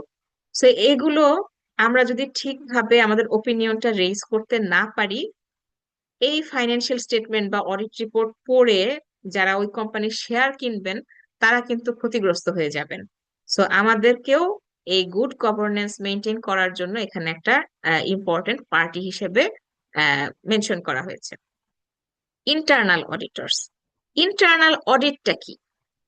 এক্সটার্নাল অডিট যেটা হচ্ছে কোম্পানিজ অ্যাক্টে বলে দিয়েছে যে প্রত্যেকটা কোম্পানির ফাইন্যান্সিয়াল স্টেটমেন্ট প্রত্যেকটা বছরের জন্য মানে অ্যানুয়ালি যে ফাইন্যান্সিয়াল স্টেটমেন্টটা প্রিপেয়ার্ড হয়, balance sheet, profit and loss, যেটাকে আমরা অ্যাকাউন্টস বলি সংক্ষেপে। সো এটা কি করতে হবে? চার্টার্ড অ্যাকাউন্টেন্টস ফার্মের দ্বারা অডিটেড হইতে হবে। হ্যাঁ, অ্যানুয়ালি অডিটেড হইতে হবে, এটা কোম্পানিজ অ্যাক্টে বলে দিচ্ছে। এটা হচ্ছে এক্সটার্নাল অডিট। এটা ছাড়াও কোম্পানিতে সারা বছর ধরে নানান ধরনের রিপোর্ট হয়, সেইটা অডিট করার জন্য কোম্পানিতে অনেক সময় বিভিন্ন কোম্পানিতে আমরা দেখি তাদেরই ইন্টারনাল অডিট ডিপার্টমেন্ট আছে, এরকম আমরা দেখি না? তো ইন্টারনাল অডিট ডিপার্টমেন্ট আসলে কোম্পানির মধ্যেই থাকে, তাদেরই একটা group of people, group of employees. So অনেক ক্ষেত্রে আবার দেখতে পাই যে বিশেষ করে যে সমস্ত কোম্পানি এত বড় না, বাট তাদেরও ইন্টারনাল অডিট সার্ভিসের দরকার হতে পারে। তো তখন তারা কি করে জানেন? তখন তারা এই আমাদের মতো সিএ ফার্মে আসেন, একটা ইন্টারনাল অডিট করানোর জন্য তারা একটা মানে আউটসোর্সিং করে আর কি। তাদের যেহেতু নিজস্ব ডিপার্টমেন্ট নাই, তো তারা আমাদের মতো অডিট ফার্মে, যেহেতু আমাদের অডিট করার এক্সপেরিয়েন্স আছে, আমাদের টিম আছে, এক্সপার্টিস আছে, তো তারা তখন বলে যে ভাই তুমি আমাকে ইন্টারনাল অডিট সার্ভিসটা দাও। সো সেটারও আলাদা একটা অ্যাসাইনমেন্ট হয়, আলাদা একটা ফি থাকে, এবং তাদেরও স্কোপ অফ ওয়ার্ক গুলো ডিফাইন থাকে। সো আমরা কিন্তু বোথ এক্সটার্নাল এবং ইন্টারনাল অডিট দিয়ে থাকি। আমার ফার্ম থেকেও আমি অনেক ইন্টারনাল অডিট সার্ভিস দিই। সো যে সমস্ত কোম্পানির নিজের একটা বেস থাকে, নিজের একটা ইন্টারনাল অডিট ডিপার্টমেন্ট থাকে, তাদের আর বাহির থেকে আউটসোর্সিং করতে হয় না, তাদের নিজেদের এমপ্লয়িরাই তাদেরকে সারা বছর অ্যাকাউন্টস এবং শুধুমাত্র অ্যাকাউন্টস এই যে ইন্টারনাল অডিট হয় তা না, তারা কিন্তু সেলস, অপারেশনস, স্টোর, বিভিন্ন জায়গাতে এই ইন্টারনাল অডিট গুলো করতে পারে। হ্যাঁ, সো ইন্টারনাল অডিটরদেরও কিন্তু অনেক বড় একটা ভূমিকা আছে কোম্পানিগুলোতে, যাতে গুড একটা এনভায়রনমেন্ট থাকে, গুড একটা গভর্নেন্স থাকে। কারণ বিভিন্ন কন্ট্রোল উইকনেস থাকে, হ্যাঁ, কোম্পানিতে বিভিন্ন কন্ট্রোল সিস্টেম থাকে, সেগুলোতে নানান ধরনের উইকনেস থাকতে পারে। ছোট করে একটা এক্সাম্পল দিই। ধরেন বিভিন্ন ভাউচার থাকে না কোম্পানিতে, আপনি যখন কোনো একটা খরচ করেন সেই খরচের সাপোর্টিংটা কি করেন? অ্যাকাউন্টস ডিপার্টমেন্টকে দেন। সেই অ্যাকাউন্টস ডিপার্টমেন্ট কি করে আপনার জন্য? যদি সেই খরচটা ধরেন কনভেয়ান্স, হ্যাঁ, আপনার মান্থলি বা মোবাইল বিল, আপনার মোবাইল বিল কোম্পানি থেকে পাওয়ার কথা, বা কনভেয়ান্স কোম্পানি থেকে পাওয়ার কথা, কোন একটা নির্দিষ্ট অ্যাসাইনমেন্টে আপনি হয়তো গেছেন, সেখানে আপনার জন্য 5,000 টাকার কনভেয়ান্স অ্যালাউড। তা আপনি 5,000 টাকা খরচ করে এসে সেই কনভেয়ান্সটা, ধরেন আপনি ট্রেনে হয়তো গেছেন কোন একটা স্পেসিফিক অ্যাসাইনমেন্ট অফিসের জন্য করতে, সেই ট্রেনের টিকিটটা, ফ্লাইটের টিকিটটা, এটা আপনি কি করবেন? অ্যাকাউন্টস ডিপার্টমেন্টকে দিবেন। সেখান থেকে আপনি ভাউচারের সিগনেচার করবেন, দেন আপনি টাকাটা ক্লেম করতে পারবেন। এখন এই ধরনের নানান পেমেন্ট ভাউচার থাকে, সেই ভাউচার গুলো আপনি আপনার পার্টের টুকু সাইন টুকু করেছেন, এখন এটা যদি প্রপার অথরাইজেশন না হয়, এই ভাউচারটা কিন্তু এন্ট্রি দেওয়া যাবে না অ্যাকাউন্টিং সিস্টেমে। সো এই অথরাইজেশনের জায়গাটুকু একটা কাইন্ড অফ কন্ট্রোল, মানে আপনি অথরাইজেশন যিনি দিবেন তিনি অবশ্যই দেখবেন যে আপনি আসলেই ওই টাকাটা ক্লেম করতে পারবেন কিনা, এবং একজন চেক করবেন। আপনি তো যেহেতু টাকা পেয়েছেন, আপনি রিসিপ্টে সিগনেচার করবেন, আপনারটা একজন যে প্রিপেয়ার করেছে ভাউচার সে সিগনেচার করবে, এটা একজন চেক করবে, আর একজন এটা অথরাইজেশন দিবে। সো এই বিষয়গুলো আসলে পার্ট অফ কন্ট্রোল সিস্টেম। এখন আপনার কোম্পানি যেটা, আপনি যে কোম্পানিতে আছেন বা যেখানে আপনি কাজ করেন, সেখানে ধরেন এই ধরনের অ্যাপ্রুভালের কোনো সিস্টেমই নাই, তার মানে সেখানে কন্ট্রোল সিস্টেমটা উইক। এখন এটা ধরার দায়িত্ব হচ্ছে ইন্টারনাল অডিট ডিপার্টমেন্টের। যেহেতু এক্সটার্নাল অডিটটা পরে হয়, ইন্টারনাল অডিটটা সারা বছরই চলতে থাকে, সেটা প্রথমে নজরে পড়বে ইন্টারনাল অডিট ডিপার্টমেন্টের। তারা এখানে মার্ক করবে যে এখানে তো অথরাইজেশন সিগনেচার নাই কোনো ভাউচারের মধ্যে, তার মানে অথরাইজেশনটা দেওয়াটা ম্যান্ডেটরি করে দিতে হবে এবং সেখানে যেই ডিপার্টমেন্টে বা যেই ভাউচার গুলোতে আসলে অথরাইজেশন সিগনেচার নাই তারা আইডেন্টিফাই করবে, ম্যানেজমেন্টকে জানাবে, বা তাদের যে ইন্টারনাল অডিট রিপোর্টটা হয় সেই রিপোর্টে তারা মেনশন করবে। সো দেখেন, তাহলে এই পার্টিগুলো একটা কোম্পানির গুড গভর্নেন্স মেনটেন করার জন্য মোস্ট ইম্পর্ট্যান্ট রোল প্লে করে। কারা কারা? Board of directors, senior management, shareholders, external auditors and internal auditors. আচ্ছা, এবার আমরা আসি যে ফাইন্যান্সিয়াল সিস্টেমের উপরে আসলে গভর্নেন্সের ইফেক্টটা কি। হ্যাঁ, effect of types of financial system on governance. আমরা মূলত দুই ধরনের ফাইন্যান্সিয়াল সিস্টেম দেখতে পাই। একটা হচ্ছে ব্যাংক বেসড ফাইন্যান্সিয়াল সিস্টেম, আর একটা হচ্ছে market based financial system. So bank based financial সিস্টেমটা আমরা মূলত দেখতে পাই জাপান, ফ্রান্স, জার্মানি এই সমস্ত কান্ট্রিতে। সো সেখানে আসলে কি হয়, ব্যাংক লেন্ডিং মানে ব্যাংকের থেকে লোন নেওয়াটা তারা খুব প্রেফার করে। কোনো একটা ব্যবসা সেট আপ করতে গেলে আপনি জাস্ট আপনার ক্যাপিটাল দিয়েই কিন্তু ব্যবসাটা রান করতে পারবেন না, বা ইনফ্যাক্ট আপনি স্টার্ট করতে গেলেও ব্যাংক থেকে একটা বড় লোন যদি নেন আপনার ব্যবসাটা আপনি একটু বড় করে শুরু করতে পারলেন, আদারওয়াইজ নিজের ক্যাপিটাল ইনভেস্ট করে খুবই লিমিটেড ওয়েতে আপনার ব্যবসা শুরু করতে হবে। সো এই জাপান, ফ্রান্স, জার্মানি এই সমস্ত কান্ট্রিতে ওরা মনে করে যে আমি ব্যবসা শুরু করতেছি তো আমি ব্যাংক থেকে অবশ্যই লোন নিব। হ্যাঁ, সো ব্যাংক লোনের পরে ওরা রিটেইন আর্নিংস বা এই পোর্শন গুলোর উপরে আসলে ডিপেন্ডেন্ট থাকে। সো ব্যাংক আর বিজনেস একদম হাইলি ইন্টিগ্রেটেড থাকে এই ব্যাংক বেস সিস্টেম গুলোতে, মানে ব্যবসা মানেই ব্যাংক লোন এরকম একটা ব্যাপার। আচ্ছা, আর মার্কেট বেসড ফাইন্যান্সিয়াল সিস্টেমের আমরা মূলত দেখতে পাই ইউকে, ইউএসএ ওই সমস্ত কান্ট্রিতে। সো ওরা আসলে কি করে, ওরা এই ব্যাংক লোনটাকে প্রেফার করে না, ওরা মার্কেট থেকে টাকা নেয়। মার্কেট বলতে শেয়ার মার্কেট, হ্যাঁ, ক্যাপিটাল মার্কেট। সো এই সমস্ত মার্কেটের সাথে যখন লিংক থাকে তখন দেখা যায় যে ওরা ম্যাক্সিমাম ওদের এই শেয়ার সেল করে যে টাকাটা হয় এটা দিয়ে ওদের বিজনেসটা রান করে, এবং এক্ষেত্রে ইনস্টিটিউশনাল শেয়ার হোল্ডার্স অনেক বেশি দেখা যায়। হ্যাঁ, এক ইনস্টিটিউশন অন্য ইনস্টিটিউশনের শেয়ার কিনে নেয়।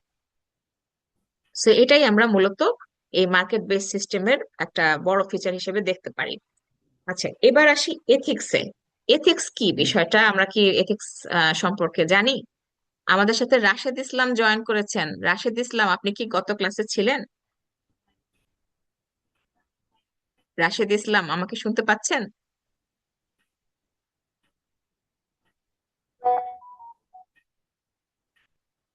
আচ্ছা, রাশেদ ইসলামকে আমি শুনতে পাচ্ছি না। আপনি যদি কিছু বলার থাকে এই আমাদের মেসেজ বক্সে বলতে পারেন।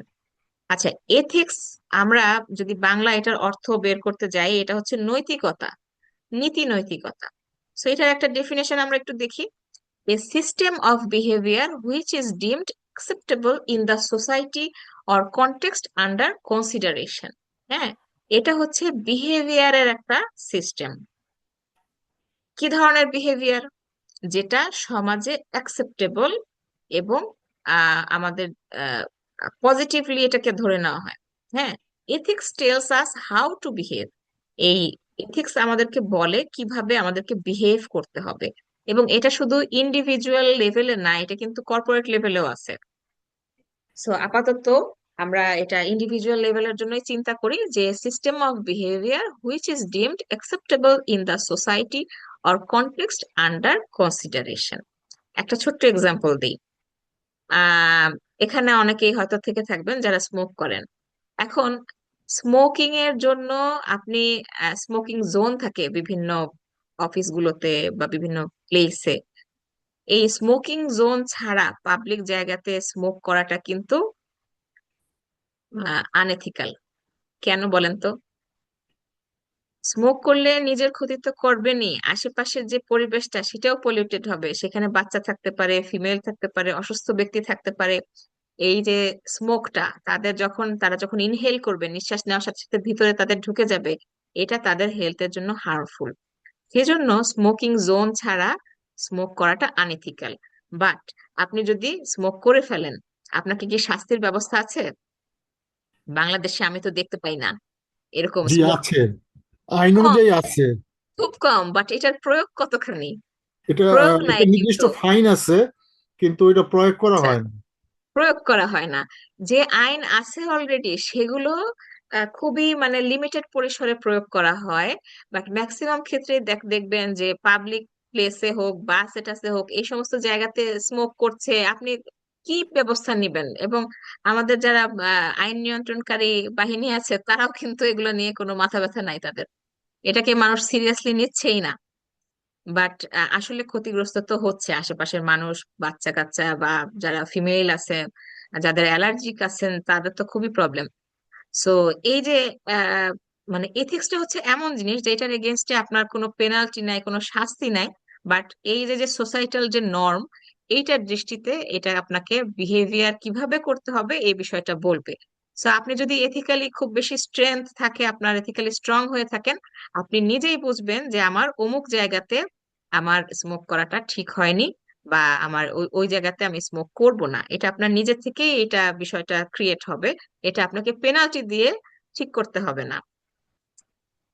ওকে, সো বিজনেস এথিক্স আমরা বিজনেসের পার্সপেক্টিভ থেকে একটু দেখি। The ways in which a company behaves in a society which has certain expectations of how a decent company should behave.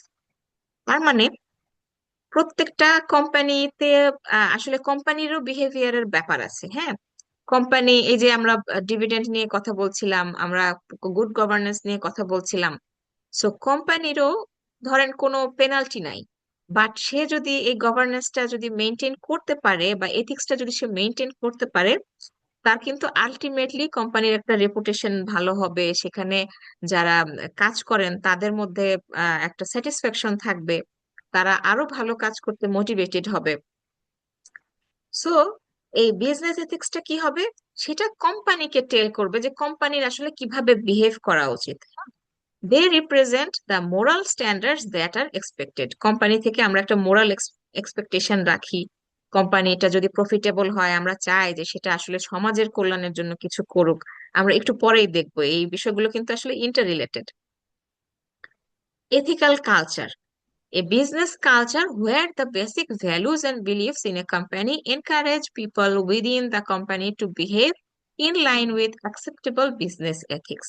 তার মানে আপনার ব্যবসার একটা কালচার আছে, হ্যাঁ, where the business basic values and beliefs, basic কিছু ভ্যালু এবং belief থাকবে, যেটা কোম্পানিকে এনকারেজ করবে যে তাদের ভেতরে বা তাদের যে এমপ্লয়িরা আছে তারা এমন ভাবে বিহেভ করুক যাতে সেটা বিজনেস এথিক্স ফলো করে। এখন কোম্পানির যিনি ফাইন্যান্স ডিরেক্টর, কোম্পানির যিনি চিফ এক্সিকিউটিভ, তো তারা যদি পার্সোনালি যত বেশি তাদের আসলে তারা তো ডিসিশন মেকিং থেকে শুরু করে অনেক ইম্পর্টেন্ট রোল প্লে করেন, তো তারা পার্সোনালি কেমন তার উপরে কিন্তু কোম্পানিটার কালচারও বিলিভ মানে ডিপেন্ড করবে। ধরেন উম আকিজ বা আবুল খায়ের, এই সমস্ত জায়গার সার্কুলার কখনো দেখেছেন? বা আমরা যদি বলি ইসলামী ব্যাংক, তো এই সমস্ত জায়গাতে কিন্তু দেখবেন ইসলামিক প্র্যাকটিসটাকে ওরা খুব অ্যাপ্রিসিয়েট করে। ঠিক আছে, ইনফ্যাক্ট সাম কেসেসে আপনি দেখবেন যে যারা একাডেমিক্যালি অত বেশি স্ট্রং না, বাট তারা দেখা যাচ্ছে যে খুবই ইসলামিক মাইন্ডেড। তো এই সমস্ত বিষয়ে কিছুদিন আগে একটা সার্কুলার আমি দেখেছি যে জামাতে নামাজ পড়ার জন্য একটা সার্কুলার এসেছে, যে তারা নিজেদের এমপ্লয়ীদেরকে এনকারেজ করছে যে আপনারা যাতে জামাতে নামাজটা আদায় করেন। তো এই সমস্ত বিষয়গুলো আসলে কিন্তু আহ ডিপেন্ড করবে ওইখানে যারা এই চিফ এক্সিকিউটিভ বা ব্রাঞ্চ ম্যানেজার সেখানে আসলে কিভাবে বিহেভ করছে, বা কোম্পানির যারা মানে বোর্ডে আছেন, টপ ম্যানেজমেন্টে আছেন, তারা বিষয়গুলোকে কিভাবে দেখছেন। অনেক কোম্পানিতে এমন আছে আপনি নামাজ পড়ার সুযোগও পাবেন না, তাদের কাজের এত প্রেসার, এবং যারা টপ ম্যানেজমেন্টে আছেন তারা ওইটাকে প্রেফারেন্স দিচ্ছে না, প্রেয়ারটাকে তারা সেকেন্ডারি করছে, তারা বলছে যে আমার কোম্পানির কাজ করো, তুমি সময় মতো কাজ করো, এটাকে তারা বেশি প্রমোট করছেন। সো যেখানের এই আহ, যারা টপ ম্যানেজমেন্ট থাকেন তাদের আহ, তারা পার্সোনালি কেমন সেটার উপরে ডিপেন্ড করে তাদের কোম্পানির কালচারটাও কিন্তু গড়ে ওঠে। সো এই জায়গাগুলোতে আসলে এই বিজনেস কালচার বলতে ওইটাই বোঝাচ্ছে যে কোম্পানির মানুষগুলো কিভাবে বিহেভ করবে, অ্যাকসেপ্টেবল ওয়েতে বিজনেস এথিক্স ফলো করবে, এটাই আসলে ওই কোম্পানিটার কালচার ওইভাবেই গড়ে উঠবে। এখন আমরা আসি সোশ্যাল রেসপন্সিবিলিটিতে। আচ্ছা, সিএসআর, এটা সম্পর্কে কি আপনি কোথাও শুনেছেন বা আপনারা কোথাও শুনেছেন? Corporate social responsibility, CSR. Sharifuddin Ahmed. জি ম্যাম। সিএসআর সম্পর্কে কি আইডিয়া আছে? সিএচআর? কর্পোরেট সোশ্যাল রেসপন্সিবিলিটি, জি ম্যাম, আইডিয়া আছে। একটু যেমন যদি যে আমাদের সাথে ইয়া, শেয়ার করেন। হ্যাঁ, যেমন ওই যে কর্মচারীদের ইয়ে মেডিকেল সাইটটা দেখা, তাদের ফ্যামিলির মেডিকেল সাইটটা দেখা, এই ধরনের ওকে, কাজ। জি। আচ্ছা, এরকম বিষয়গুলো তো আছেই। প্লাস এই যে যে মাঝে মাঝে আমরা দেখি ট্রি প্ল্যান্টেশন হয়, রাস্তার ধারে গাছ লাগায় বিভিন্ন ব্যাংক থেকে। এটা খেয়াল করছেন কখনো? জি ম্যাম। বিভিন্ন ব্যাংক বা বিভিন্ন কর্পোরেটসরা তারা কি করে, এই আমাদের বিভিন্ন রাস্তার পাশে তারা ট্রি প্ল্যান্টেশন করে, গাছ তারা লাগায়। এবং অনেক ক্ষেত্রে অনেক কোম্পানি বিভিন্ন বন্যা দুর্গতদের পাশে দাঁড়ায়। এক সময় ডাচ বাংলা ব্যাংক মেধাবীদের বৃত্তি দিত, স্কলারশিপ দিত, মেধাবী গরিব দুস্থ যারা স্টুডেন্ট আছে তাদেরকে সহায়তা করার জন্য। এখন আমি দেখি না, রিসেন্টলি আমি ডাচ বাংলা ব্যাংকের এই প্রজেক্টটা এখন আর দেখি না। বাট আমরা যখন স্টুডেন্ট ছিলাম তখন আমরা দেখতাম আমাদের অনেক যারা ক্লাসমেটস খুব ফাইন্যান্সিয়াল খারাপ অবস্থায় আছে, যারা এই স্কলারশিপটার জন্য এলিজিবল, তারা অ্যাপ্লাই করতে এবং তারা পেয়েছেও। সো আমাদের আইসিবি থেকে অনেক সময় আমরা বিভিন্ন ফ্যাসিলিটিস দেই ফাইন্যান্সিয়ালি দুর্বল স্টুডেন্ট যারা মেধাবী তাদেরকে বিভিন্ন স্কলারশিপ দেওয়া হয়। তো এগুলো কিন্তু আসলে কোম্পানিগুলোর জন্য উম, কেউ বলে নাই যে তুমি এগুলো করো। এটা তারা নিজ দায়িত্বে করে। তাদের অনেক প্রফিটেবিলিটি আছে, তাদের ক্যাপাসিটি আছে, এই জন্য তারা সমাজের কল্যাণের জন্য এই কাজগুলো করে। এটা তাদের সোশ্যাল রেসপন্সিবিলিটি। হ্যাঁ, how far a company exceeds the minimum obligations it owes to stakeholders and society by virtue of regulations and corporate governance। ঠিক আছে, তার মানে এগুলোর জন্য তাদেরকে কোনো আইনে বাধ্য করে নাই, বাট তারা এই রেগুলেশনস এন্ড কর্পোরেট গভর্নেন্স এগুলো থাকার জন্য তারা এগুলো করতে মোটিভেটেড হয়। In particular, it is considered with the company's obligation to those stakeholders which are unprotected by contractual or business relationships with the company, namely local communities, consumers in general, and pressure groups.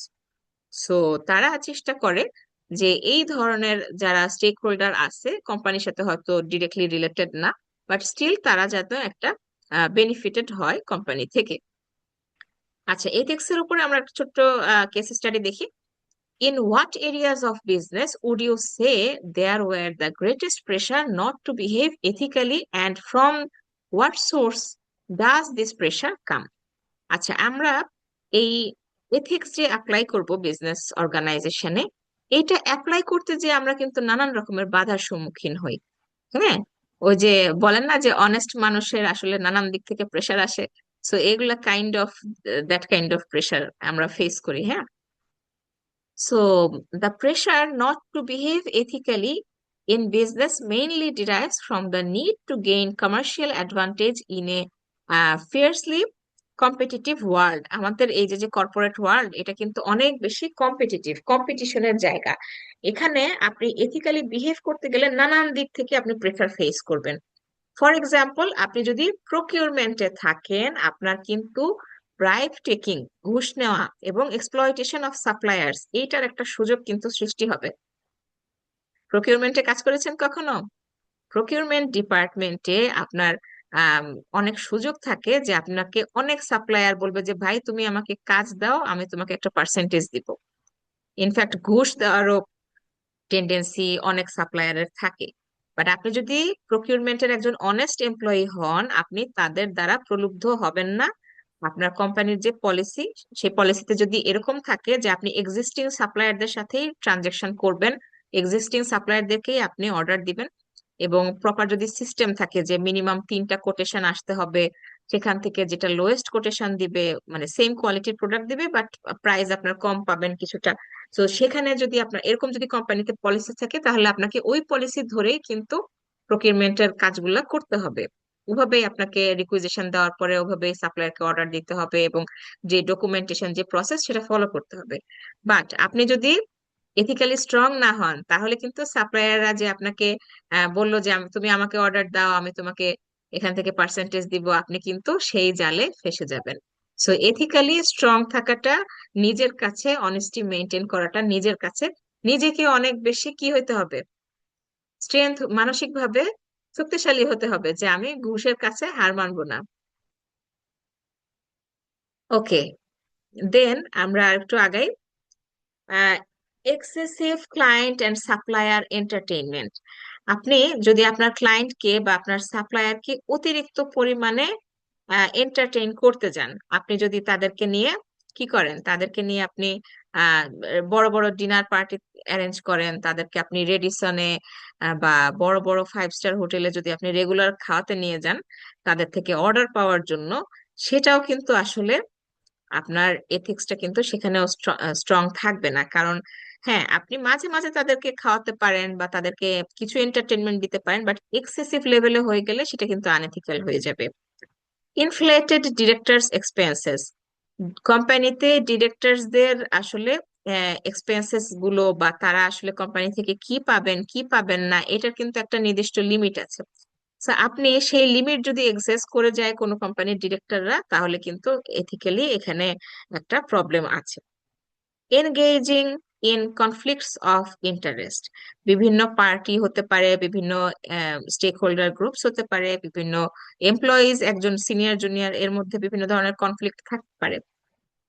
So নিজেও কনফ্লিক্টে engage হওয়া যাবে না, এবং যখন conflict arise করবে তখন আপনাকে try করতে হবে কনফ্লিক্ট রেজলিউশনের যে প্রসেস সেটা ফলো করা, তাদের মধ্যে প্রবলেমটা সলভ করার জন্য। এখানে আপনি যদি বায়াসড হয়ে যান কারো প্রতি, সেক্ষেত্রে কিন্তু আমরা ধরে নেব যে আপনার এথিক্যালি আপনি স্ট্রং না। Disclosing or using confidential information. So আপনি আপনার কোম্পানির যে কনফিডেন্সিয়াল ইনফরমেশন গুলো থাকবে, এটা অবশ্যই আপনি আপনার পার্সোনাল ইউজের জন্য বাহিরে কোথাও ডিসক্লোজ করবেন না। স্পেশালি আমরা যখন টেন্ডারের ব্যাপারটা বলতে পারি, যখন কোনো ব্যাপারে বা কোনো মানে টেন্ডার আপনি সাবমিট করেন, টেন্ডার সিস্টেমটা তো আমরা সবাই বুঝি, তাই না? মানে লোয়েস্ট কোড যে করবে তার কোম্পানি সিলেক্টেড হবে ফর দ্যাট ওয়ার্ক। সো আপনি জানেন যে কত কম প্রাইসে বা কম বা একটা নির্দিষ্ট প্রাইসে আপনি জানেন যে সেটা আসলে আপনার কোম্পানি ওই টেন্ডারটা সাবমিট করেছে। এখন আপনাকে আপনার কম্পিটিটর কোম্পানিগুলো কি করবে, আপনার কাছ থেকে সেই ইনফরমেশনটা নেওয়ার জন্য আপনাকে নানান ধরনের ব্রাইবিং তারা করতে পারে, আপনাকে নানান ধরনের ইনফ্লুয়েন্স দিয়ে তারা ওই ইনফরমেশনটা বের করার চেষ্টা করবে। এখন আপনি যদি এথিক্যালি স্ট্রং না হন, আপনি তো তাদের সেই অফারে আপনি অ্যাকসেপ্ট করে যাবেন, তো তখন আপনার তো আর এথিক্সটা থাকলো না। সো অ্যাজ এমপ্লয়ি এই কনফিডেন্সিয়াল ইনফরমেশন গুলো আপনার উচিত আপনার মাঝে সীমাবদ্ধ রাখা।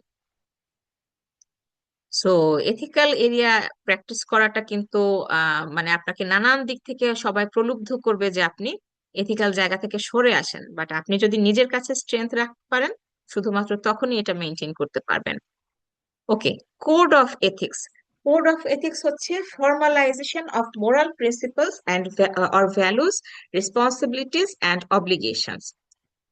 তার মানে আপনার একটা ফর্মাল একটা কোড থাকবে, এথিক্যাল গ্রাউন্ডটা আপনি কিভাবে ফলো করতে পারেন আপনার কাজের মাধ্যমে।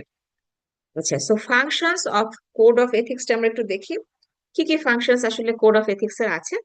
So, সবার প্রথমে to tell the world at large what the company is striving to achieve in terms of ethical conduct. মানে এই কোডটা আপনাকে বলবে, এবং শুধু আপনাকে না, সমস্ত ওয়ার্ল্ডকে বলবে যে কোম্পানি আসলে কি অ্যাচিভ করতে চাচ্ছে। To communicate a guide for the company as a whole to follow its dealings with third parties. তার মানে আপনি বা আপনার কোম্পানি থার্ড পার্টির সাথে কিভাবে ডিল করবেন সেই বিষয়টাও এই কোড অফ এথিক্সে কমিউনিকেট করা থাকবে। To provide guidance for the individuals within the company as to how to act. আপনার এই যে যে কোম্পানির মধ্যে যত ইন্ডিভিজুয়াল থাকবে, ইন্ডিভিজুয়াল মানে এমপ্লয়ি হতে পারে, এমপ্লয়ীদের একদম লোয়ার লেভেল পিয়ন থেকে শুরু করে একদম টপ লেভেল সিইও পর্যন্ত, সবার জন্য এখানে আসলে গাইডেন্স থাকবে। কি গাইড? হাউ টু অ্যাক্ট, তাদের কিভাবে অ্যাক্ট করা উচিত। To describe what the company aims to do in the event that an employee highlights unethical behavior and abuse within the company. এটা একটু খেয়াল করেন, কোম্পানিতে যদি কোনো ধরনের আনএথিক্যাল বিহেভিয়ার আপনি দেখেন বা কোনো ধরনের অ্যাবিউজের শিকার হন, নিজে শিকার হচ্ছেন, এমপ্লয়ি আপনার কলিগকে শিকার হতে দেখছেন, তখন আপনি এটা আসলে কিভাবে ফোকাস করবেন, কিভাবে ডিসক্রাইব করবেন, কি পদক্ষেপ নেবেন, এগুলো কিন্তু কোড অফ এথিক্সে মেনশন থাকবে। সো এই আহ, আসলে কি কি রিজনের জন্য এই এথিক্যাল কোড গুলোকে ইন্ট্রোডিউস করা হয় অলরেডি আমরা জানি, আবার একটু দেখি। সবার প্রথমে কমিউনিকেশন। এটা যত স্টেক হোল্ডার্স আছে কোম্পানির, ইন্টারনাল এক্সটার্নাল এমপ্লয়িজ হতে পারে, নানান ধরনের ব্যক্তি হতে পারে, তাদের মধ্যে একটা কমিউনিকেশনের সুযোগ সৃষ্টি করে দেয় যে আসলে তাদের কিভাবে এথিক্যালি বিহেভ করা উচিত। কনসিস্টেন্সি অফ কন্ডাক্ট, তার মানে একটা কোম্পানি হতে পারে 40 বছরের পুরানো কোম্পানি, সে 40 বছর আগে যে সমস্ত এমপ্লয়িরা কাজ করেছেন, তারা যেভাবে বিহেভ করেছেন, সেটা তারাও তো এথিক্যাল কন্ডাক্ট ফলো করেছেন, এবং আজকের যারা এমপ্লয়ি আছে তারাও এথিক্যাল কন্ডাক্ট ফলো করছেন। তাদের মধ্যে কনসিস্টেন্সি যাতে থাকে, একজনে একটা প্র্যাকটিস করে গেছে, ভালো একটা এক্সাম্পল দিয়ে গেছে, সো এটা যাতে তার প্রিডেসেসর যারা আছেন তারা ফলো করতে পারেন, সেই জন্য এই কনসিস্টেন্সি মেনটেন করার জন্য এই কোডটা জরুরি। ওকে, দেন রিস্ক রিডাকশন। কিসের রিস্ক? আপনি যে এথিক্যাল বাইন্ডিংস গুলো মানবেন না, আপনি যে ভুল পথে যেতে পারেন, এগুলোর একটা রিস্ক কিন্তু অলওয়েজ থেকে যায় কোম্পানিগুলোতে। সো এই রিস্কটা যাতে মিনিমাইজ করা যায়, একটা নির্দিষ্ট একটা কোড থাকলে, একটা ধরেন আইন থাকলে, একটা গঠনতন্ত্র থাকলে, বা একটা পলিসি থাকলে কোম্পানিতে কি হবে, ওই রিস্কে কেউ যাবে না। আমি যদি জানি যে আমার এই ভুল কাজের জন্য আমার এই শাস্তি হতে পারে, কোম্পানি থেকে আমাকে স্যাক করতে পারে, নানান রকমের যদি আমি নেগেটিভ সাইড গুলো সম্পর্কে জানি, তাহলে কিন্তু আমি অবশ্যই আনএথিক্যাল প্র্যাকটিস থেকে নিজেকে দূরে রাখবো। Compliance with corporate governance rules. আচ্ছা, এখানে যে রুলসটার কথা বলেছে এটা কিন্তু বাংলাদেশের না, এটা বাইরের একটা রুলস এর কথা বলছে। বাংলাদেশে আমরা বিসিক এর রুলসটাই মেইনলি ফলো করব। কর্পোরেট গভর্নেন্স কোডটাই মেইনলি ফলো করব। Okay, objective for code of ethics: to improve behavior, to build the company's reputation and trust of stakeholders in the company, to improve performance and build value. Whistle blowing already discussion করেছি, আবার একটু বলি। Employees who make the decision to blow the whistle are driven to do so by their own moral values, and they need to do the right thing, but they will normally only do so once they have tried but failed to get the problem addressed internally. Whistle blow আপনি শুধুমাত্র যে top management করবে তা না, আপনি as a employee আপনি কিন্তু করতে পারেন। আপনি যখন দেখবেন আপনার কোনো একটা কলিগ কোনো একটা ফ্রডের সাথে জড়িত হয়ে গেছে, কোনো একটা আনএথিক্যাল প্র্যাকটিসের সাথে জড়িত হয়ে গেছে, আপনি আপনার যিনি সিনিয়র সুপেরিয়র থাকবেন তার কাছে যেয়ে আপনি কিন্তু বলবেন যে আমি ভাই বা আমি স্যার দেখলাম যে আমার কলিগ এরকম একটা কাজের সাথে জড়িত হয়ে গেছে, এবং আপনার কনফিডেন্সিয়ালিটিও যাতে মেনটেন থাকে, কোম্পানিতে এরকম গভর্নেন্স এরকম সিস্টেম থাকবে। এবং শুধুমাত্র এই সিচুয়েশনে না, অনেক বড় বড় বড় ক্ষেত্রে আমরা বিশেষ করে ব্যাংক বা ইন্স্যুরেন্স কোম্পানি বা যেগুলো ফাইন্যান্সিয়াল ইনস্টিটিউশন আছে সেখানেও দেখতে পাই যে সেখানে মানি লন্ডারিং এর উপরে অনেক বেশি জোর দেওয়া হয়। এখন মানি লন্ডারিং বিষয়টা কি? মানি লন্ডারিং হচ্ছে কারো কোনো ওয়েলথ যে সেটা হাইড করে রাখছে, হ্যাঁ আমরা বলি না কালো টাকা। তো এই কালো টাকাগুলো যেগুলা সোর্স আমরা আইডেন্টিফাই করতে পারি না, সেগুলোই হচ্ছে আসলে মানি লন্ডারিং। ওই টাকাগুলো আপনি হয়তো গোপনে রাখছেন, গোপনে ইউজ করছেন, হ্যাঁ এগুলোই হচ্ছে মানি লন্ডারিং। সো এই সমস্ত ক্ষেত্রে দেখা যায় যে যদি আপনি ধরতে পারেন আপনার ক্লায়েন্ট বা আপনার কলিগ মানি লন্ডারিং এর সাথে জড়িত, আপনাকে কিন্তু রাইট দেওয়া হয়েছে যে আপনি মিডিয়াতে যেতে পারেন, পুলিশের কাছে যেতে পারেন। ওগুলো হচ্ছে এক্সট্রিম পর্যায়ের। হ্যাঁ, আপনি ফার্স্টে ট্রাই করবেন আপনার কোম্পানির মধ্যে এগুলো সলভ করা যায় কিনা। যদি সলভ করা না যায় সেক্ষেত্রে আপনার এক্সটার্নাল হেল্প নিতে হবে। আর ফার্স্ট প্রায়োরিটি আপনার থাকবে যে আপনি আপনার সিনিয়রকে বলে বা আপনার উইদিন দ্য অর্গানাইজেশন এই প্রবলেমগুলো যাতে সলভ করতে পারেন। So this is where an effective code of ethics could make all the difference. এখন আপনার কোম্পানিতে যদি এরকম প্রপার একটা কোড অফ এথিক্স থাকে, সেখানে কিন্তু পড়লে আপনার নিজেরা এমপ্লয়িরাই বুঝতে পারবে যে এখানে আমার এই কাজটা করা উচিত না, আমি মানি লন্ডারিং করলে আমার কোম্পানি আমাকে এখানে ধরবে, আমি পেনালাইজড হব, বা আমি একটা সবার সামনে একটা লজ্জিত হব। If there were true backing in the company for ethics, then problems would get sorted out before the whistle was blown externally. ওই যেটা বলছিলাম যে ইন্টারনালি কিন্তু এটা সলভ করা যাবে যখন সিনিয়র পজিশনে যারা আছেন তারা এটা নিয়ে কাজ করবেন। আর যদি একদমই পসিবল না হয় সেক্ষেত্রে ওই পুলিশের কাছে যাওয়া বা এই ধরনের বিষয়গুলো মিডিয়াতে যাওয়া, তখন এক্সটার্নালি এটা তখন আসলে হুইসেলটা ব্লো করতে হবে। এথিক্যাল অডিট, এই বিষয়টা আমরা খুব বেশি আমাদের বাংলাদেশের এই প্র্যাকটিসটা দেখি না, এটা আমরা ফরেন কান্ট্রি গুলোতে দেখতে পাই। এটা মূলত নর্মাল কোনো অডিটের পর্যায়ে পড়ে না। হ্যাঁ, আমরা যে ফাইন্যান্সিয়াল অডিট গুলো করি সেগুলোর মধ্যে এটা পড়ে না। এটা হচ্ছে বিহেভিয়ারাল সাইট। তো this is a process which measures the internal and external consistency of A companies values base. মানে একটা কোম্পানির আসলে মূল লক্ষ্য থাকে কিন্তু তার একটা ভ্যালু ক্রিয়েশন। হ্যাঁ, যাতে তার এমপ্লয়ি যারা আছে, যাতে তার কাস্টমার যারা আছেন তারা কোম্পানির প্রতি ইন্টারেস্টেড থাকেন, কোম্পানির প্রোডাক্ট গুলো তারা পারচেজ করেন, ভালো এমপ্লয়িরা যাতে এখানে সাস্টেইন করেন। একটা ইমেজ ক্রিয়েট করা।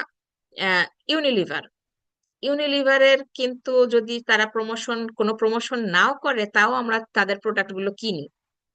আমাদের মাঝে একটা ভ্যালু ক্রিয়েট হয়ে গেছে যে ওই ব্র্যান্ডের জিনিসপত্র যদি আমরা পারচেজ করি আমরা একটা সেফ, একটা আমাদের হয়তো স্কিন কেয়ার কিনছি, আমার স্কিনটা সেফ থাকবে, ওরা হার্ম ইউজ করবে না, ওরা এরকম একটা রেপুটেশন কিন্তু অলরেডি বিল্ড আপ করে ফেলেছে। ওদের নতুন করে প্রমোট করা না হলেও দেখা যাবে যারা আমরা ইউনিলিভারের ইউজার, আমরা ইউনিলিভারের প্রোডাক্ট ইউজ করতে থাকবো। সো মূলত কোম্পানিগুলো এই ভ্যালুটা ক্রিয়েট করার জন্য, এই ইমেজটা ক্রিয়েট করার জন্য কিন্তু স্ট্রাইভ করে। সো এই প্রসেসটা বা যে প্রসেসে এই যে যে কোম্পানির ভ্যালু ক্রিয়েশনের জন্য তারা যে ট্রাই করছে বা কনসিস্টেন্সি মেনটেন করছে, এটাই হচ্ছে মূলত ethical audit. The ethical audit produces an ethical profile which brings together all the factors affecting a company's reputation by examining the way in which it does business. ব্যবসা কিভাবে করে তাদের এথিক্যাল একটা profile কোম্পানির আসলে ক্রিয়েট হয়ে যায়। হ্যাঁ, এই কোম্পানির মানে all type of stake holder কিভাবে এথিক্যালি বিহেভ করছে বা তাদের মেন্টালিটিটা আসলে কি। কোম্পানির কোড অফ এথিক্স দেখলে আপনি অনেকটা বুঝতে পারবেন, তাদের ইন্টারনাল পলিসি গুলো দেখলে আপনি বুঝতে পারবেন, ইন্টারনাল কন্ট্রোল সিস্টেম দেখলে আপনি বলতে পারবেন, তাদের যে পারফরমেন্স রিভিউ হয়, এইচআর এর কাছে নানান ইনফরমেশন থাকে, সেখান থেকে আপনি বিহেভিয়ারাল বিষয়গুলো জানতে পারবেন। At a given point in time, this ethical profile clarifies the actual values to which the company operates, provide a baseline by which to measure future improvement. আচ্ছা, অনেক কোম্পানিতে থাকতে পারে বর্তমানে তাদের নানান ধরনের এই কনফ্লিক্ট অফ ইন্টারেস্ট আছে, বিভিন্ন জায়গাতে তারা কাজ করতে পারে। ধরেন কোম্পানিগুলোর অনেকগুলো ব্রাঞ্চ অফিস আছে বা ডিভিশনাল অফিস আছে। ঢাকার অফিসটা তারা সুন্দরভাবে মেনটেন করতে পারে কোড অফ এথিক্স মেনটেন করে, কিন্তু রাজশাহীতে যে অফিসটা আছে সেখানের মানুষগুলো আসলে অতটা এথিক্যালি সাউন্ড না বা তারা অতটা সচেতন না, তাদের পারফরমেন্স ঠিকভাবে মানে এথিক্যাল পারফরমেন্স গুলো স্ক্রিনিং করার কোনো লোক নাই, বা ওখানে ধরেন যিনি ব্রাঞ্চ ম্যানেজার বা ডিভিশনাল হেড আছেন উনি এই বিষয়গুলোকে প্রাধান্য দেন না, রিপোর্টিং এথিক্যালি ইস্যুগুলোকে অতটা এমফেসাইজ দেন না। সো এখানে ভবিষ্যতে ইমপ্রুভ করার সুযোগ আছে। সো এথিক্যাল অডিট যখন করা হবে তখন এই বিষয়গুলো আসলে ফাইন্ড আউট করা যাবে। Point the way towards meeting any societal expectation which are not currently being made. এই যে কোম্পানিটা যদি যখন প্রফিটেবল হবে অবশ্যই সোসাইটির একটা এক্সপেকটেশন গ্রো করবে যে কোম্পানির থেকে ইনিশিয়েটিভ নিয়ে দুস্থদের জন্য কিছু করা হোক। যখন কোন একটা ন্যাচারাল ক্যালামিটিস হবে মানুষজন চাইবে যে কোম্পানিটা সেখানে ডোনেট করুক কিছু। সো এই এক্সপেকটেশন গুলো তখন আমরা বুঝতে পারবো, এই এরিয়াগুলো বের হবে। Gives the stakeholders the opportunity to clarify their expectations of the company's behavior. So, এই কোম্পানির বিহেভিয়ার সম্পর্কেও একটা আইডিয়া স্টেক হোল্ডারদের কাছে যাবে এই এথিক্যাল রিপোর্টের মাধ্যমে। Identifies specific problem areas within the company, identifies issues which motivates the employee. আচ্ছা, অনেক এমপ্লয়ীদের অনেক ধরনের এক্সপেকটেশন থাকে না, অনেকের থাকে আমাকে ফাইন্যান্সিয়ালি রিওয়ার্ড দেওয়া হোক, অনেকে মনে করে আমি বেস্ট এমপ্লয়ি অ্যাওয়ার্ড পেলে আমি মোটিভেটেড থাকবো। অনেকে ইনসেনটিভ চায়, অনেকে প্রমোশন চায়, এক এক ধরনের এক এক এক্সপেকটেশন থাকে তাদের। তো এই এথিক্যাল অডিট যখন করা হবে, তাদের সাথে যখন ইনকোয়ারি করা হবে, তাদের এক্সপেকটেশন জানা হবে, তো এই বিষয়গুলো তখন বোঝা যাবে যে কে কিসে মোটিভেটেড হচ্ছে। Identifies general areas of vulnerability, particularly related to lack of openness. তার মানে আপনার এই আমরা কিছুক্ষণ আগে বলছিলাম না যে একদম পিয়ন থেকে শুরু করে সিইও পর্যায়ে কে কিভাবে কন্ডাক্ট করবে, এবং যখন কনফ্লিক্ট অ্যারাইজ করে, আপনার কোনো কলিগ ফ্রড ফরজারির সাথে জড়িত হয়ে পড়ে, সেটাকে যে আপনি হুইসেল ব্লো করবেন, আপনার সিনিয়র এমপ্লয়ি বা সিনিয়র বসের কাছে আপনি শেয়ার করবেন। এখন আপনার যদি ওই কনফিডেন্স বা আপনাকে যদি কোম্পানিতে এরকম প্রোটেকশন না দিয়ে রাখে যে আপনার পরিচয়টা হাইড রাখা হবে ইনিশিয়ালি, তাহলে তো আপনি এই কাজ জীবনেও করবেন না। বিশেষ করে ধরেন একজন পিয়ন, সে তো তার যাতায়াত থাকে সর্বত্র, সে তার কাছেই সব থেকে বেশি ইনফরমেশন থাকে, কোন ফ্লোরে কি হচ্ছে, কার সাথে কার সম্পর্ক ভালো, কার সাথে কার কনফ্লিক্ট আছে, এগুলো কিন্তু অফিসের যারা মেসেঞ্জার পিয়ন ওরা ভালো জানে। তো এখন একজন মেসেঞ্জার সে যদি জানে যে কোন বস কোন স্যার ঘুষ নিচ্ছে, সেই ইনফরমেশনটা তার মধ্যে অতটুকু সাহস থাকতে হবে, বা তাকে কোম্পানির এনভায়রনমেন্ট অতটুকু সাহস অতটুকু কনফিডেন্স দিতে হবে যে ভাই তুমি যেও তোমার বসের কাছে বলতে পারো যে স্যার আমি দেখছি অমুক ফ্লোরে ঘুষ নেওয়া দেওয়া হচ্ছে। তো সে কখন বলবে? তার পজিশনটা তো কোম্পানিতে অনেক মিনিমাম একটা পজিশন, তার চাকরি যে কোনো সময় চলে যেতে পারে যদি এই কথাটা জানাজানি হয়।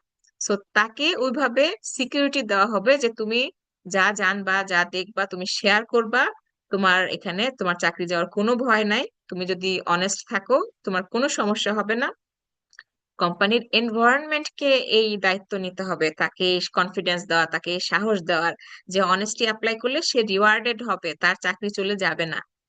সো এই বিষয়গুলো আসলে এথিক্যাল অডিট যদি করা হয় বা ওই প্র্যাকটিসটা থাকে, শুধুমাত্র তখনই এনশিওর করা পসিবল হয়। সো আমরা আমাদের ডিসকাশন আজকের মতো কিন্তু শেষ। এখন আপনাদের যদি কোনো কোশ্চেন থাকে কোশ্চেন করতে পারেন, আর কোশ্চেন না থাকলে দেন আমরা কিন্তু আজকে শেষের পথে চলে এসেছি আমাদের সেশনের। শরীফুদ্দিন আহমেদ, আপনি কি কোনো কোশ্চেন জি করবেন? ম্যাডাম, একটু জি প্লিজ। এক্সটার্নাল অডিটটা একটু মিস করেছি, ওটা একটু যদি আবার বলতে। আচ্ছা, এক্সটার্নাল এক্সটার্নাল। অডিট হচ্ছে কোম্পানিজ অ্যাক্টের একটা প্রভিশন, যেটা প্রত্যেকটা কোম্পানিকে মেনটেন করতে হয়। আপনি কি কোম্পানিজ একটা পড়েছেন? সেখানে আপনি যদি দেখে থাকেন দেখবেন যে ওখানে বলা আছে প্রত্যেকটা কোম্পানিকে তাদের অ্যানুয়াল ফাইন্যান্সিয়াল স্টেটমেন্ট, মানে balance sheet, profit and loss, income statement, যেটা এটাকে অডিট করাতে হবে চার্টার্ড অ্যাকাউন্টেন্টসদের দ্বারা। চার্টার্ড অ্যাকাউন্টেন্সি ফার্মে আমরা যারা প্র্যাকটিস করি, যে সমস্ত চার্টার্ড অ্যাকাউন্টেন্ট, আমরা শুধুমাত্র সেটা অডিট করব, অ্যানুয়াল ফাইন্যান্সিয়াল অডিট। এটাকে স্ট্যাটুটরি অডিটও বলে। আর যেটা বলছিলাম যে কর্পোরেট গভর্নেন্স মেনটেন করার ক্ষেত্রে আমাদেরও একটা গুরুত্বপূর্ণ ভূমিকা আছে। এখন আমরা যারা অডিটররা আছি, আমরা কি করি? ফাইন্যান্সিয়াল স্টেটমেন্টটা ঠিকভাবে প্রিপেয়ার করা হয়েছে কিনা, সেটা অ্যাকচুয়ালি কোম্পানির যে বুকস অফ অ্যাকাউন্টস, কোম্পানিতে যে ট্রানজেকশন হয়েছে সেটার রিফ্লেকশন আসলে অ্যাকাউন্টসে এসেছে কিনা, আমরা কিন্তু থ্রু আওয়ার অডিট আমরা কিন্তু এটাই চেক করি যে কোম্পানির ফাইন্যান্সিয়াল স্টেটমেন্টটা ট্রু অ্যান্ড ফেয়ার ভিউ দিচ্ছে কিনা।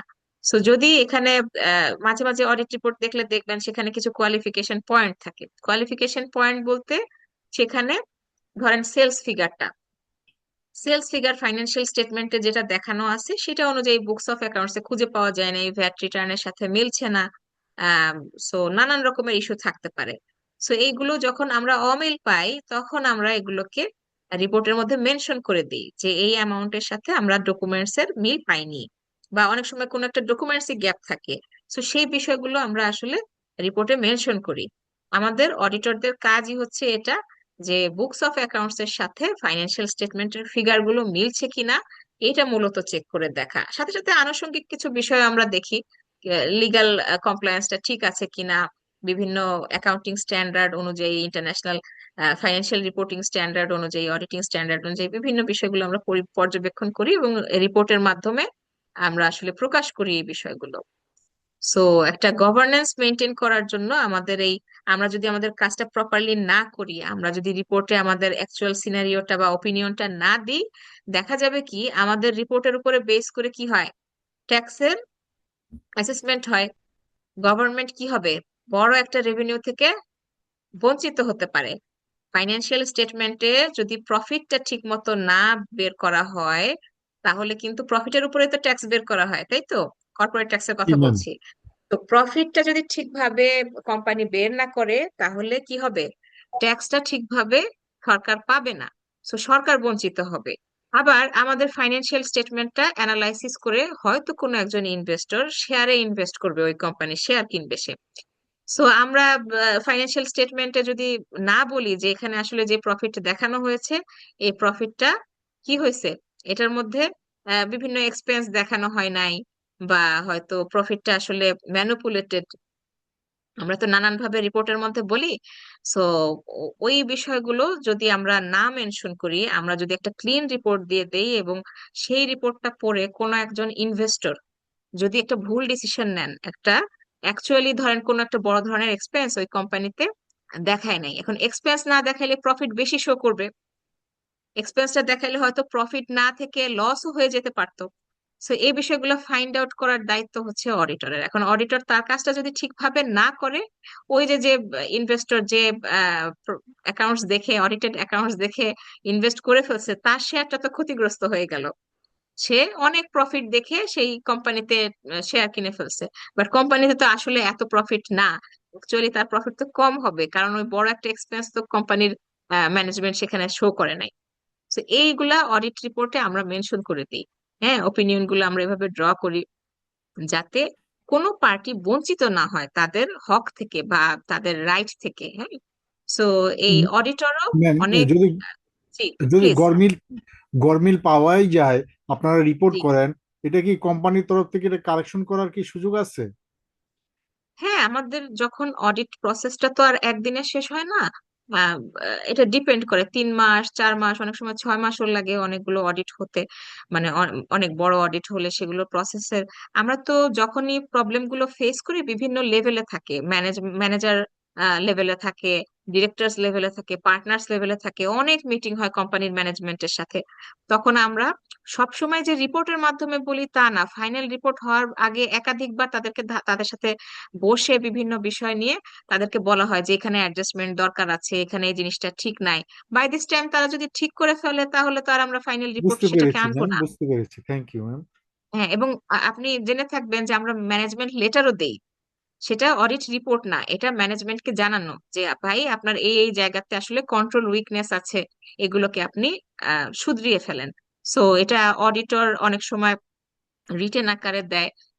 সো এটাও আসলে অডিটর তার নিজ দায়িত্ব থেকেই দেয় কোম্পানিকে, যে এটা আসলে কোম্পানি ঠিক করা উচিত, এই জায়গাগুলোতে তার ইমপ্রুভমেন্ট করা উচিত। সো এই ইস্যুগুলো নিয়ে কোম্পানি যদি কাজ করে, তার কিন্তু একটা ভালো একটা গভর্নেন্স সিস্টেম হয়ে যাবে।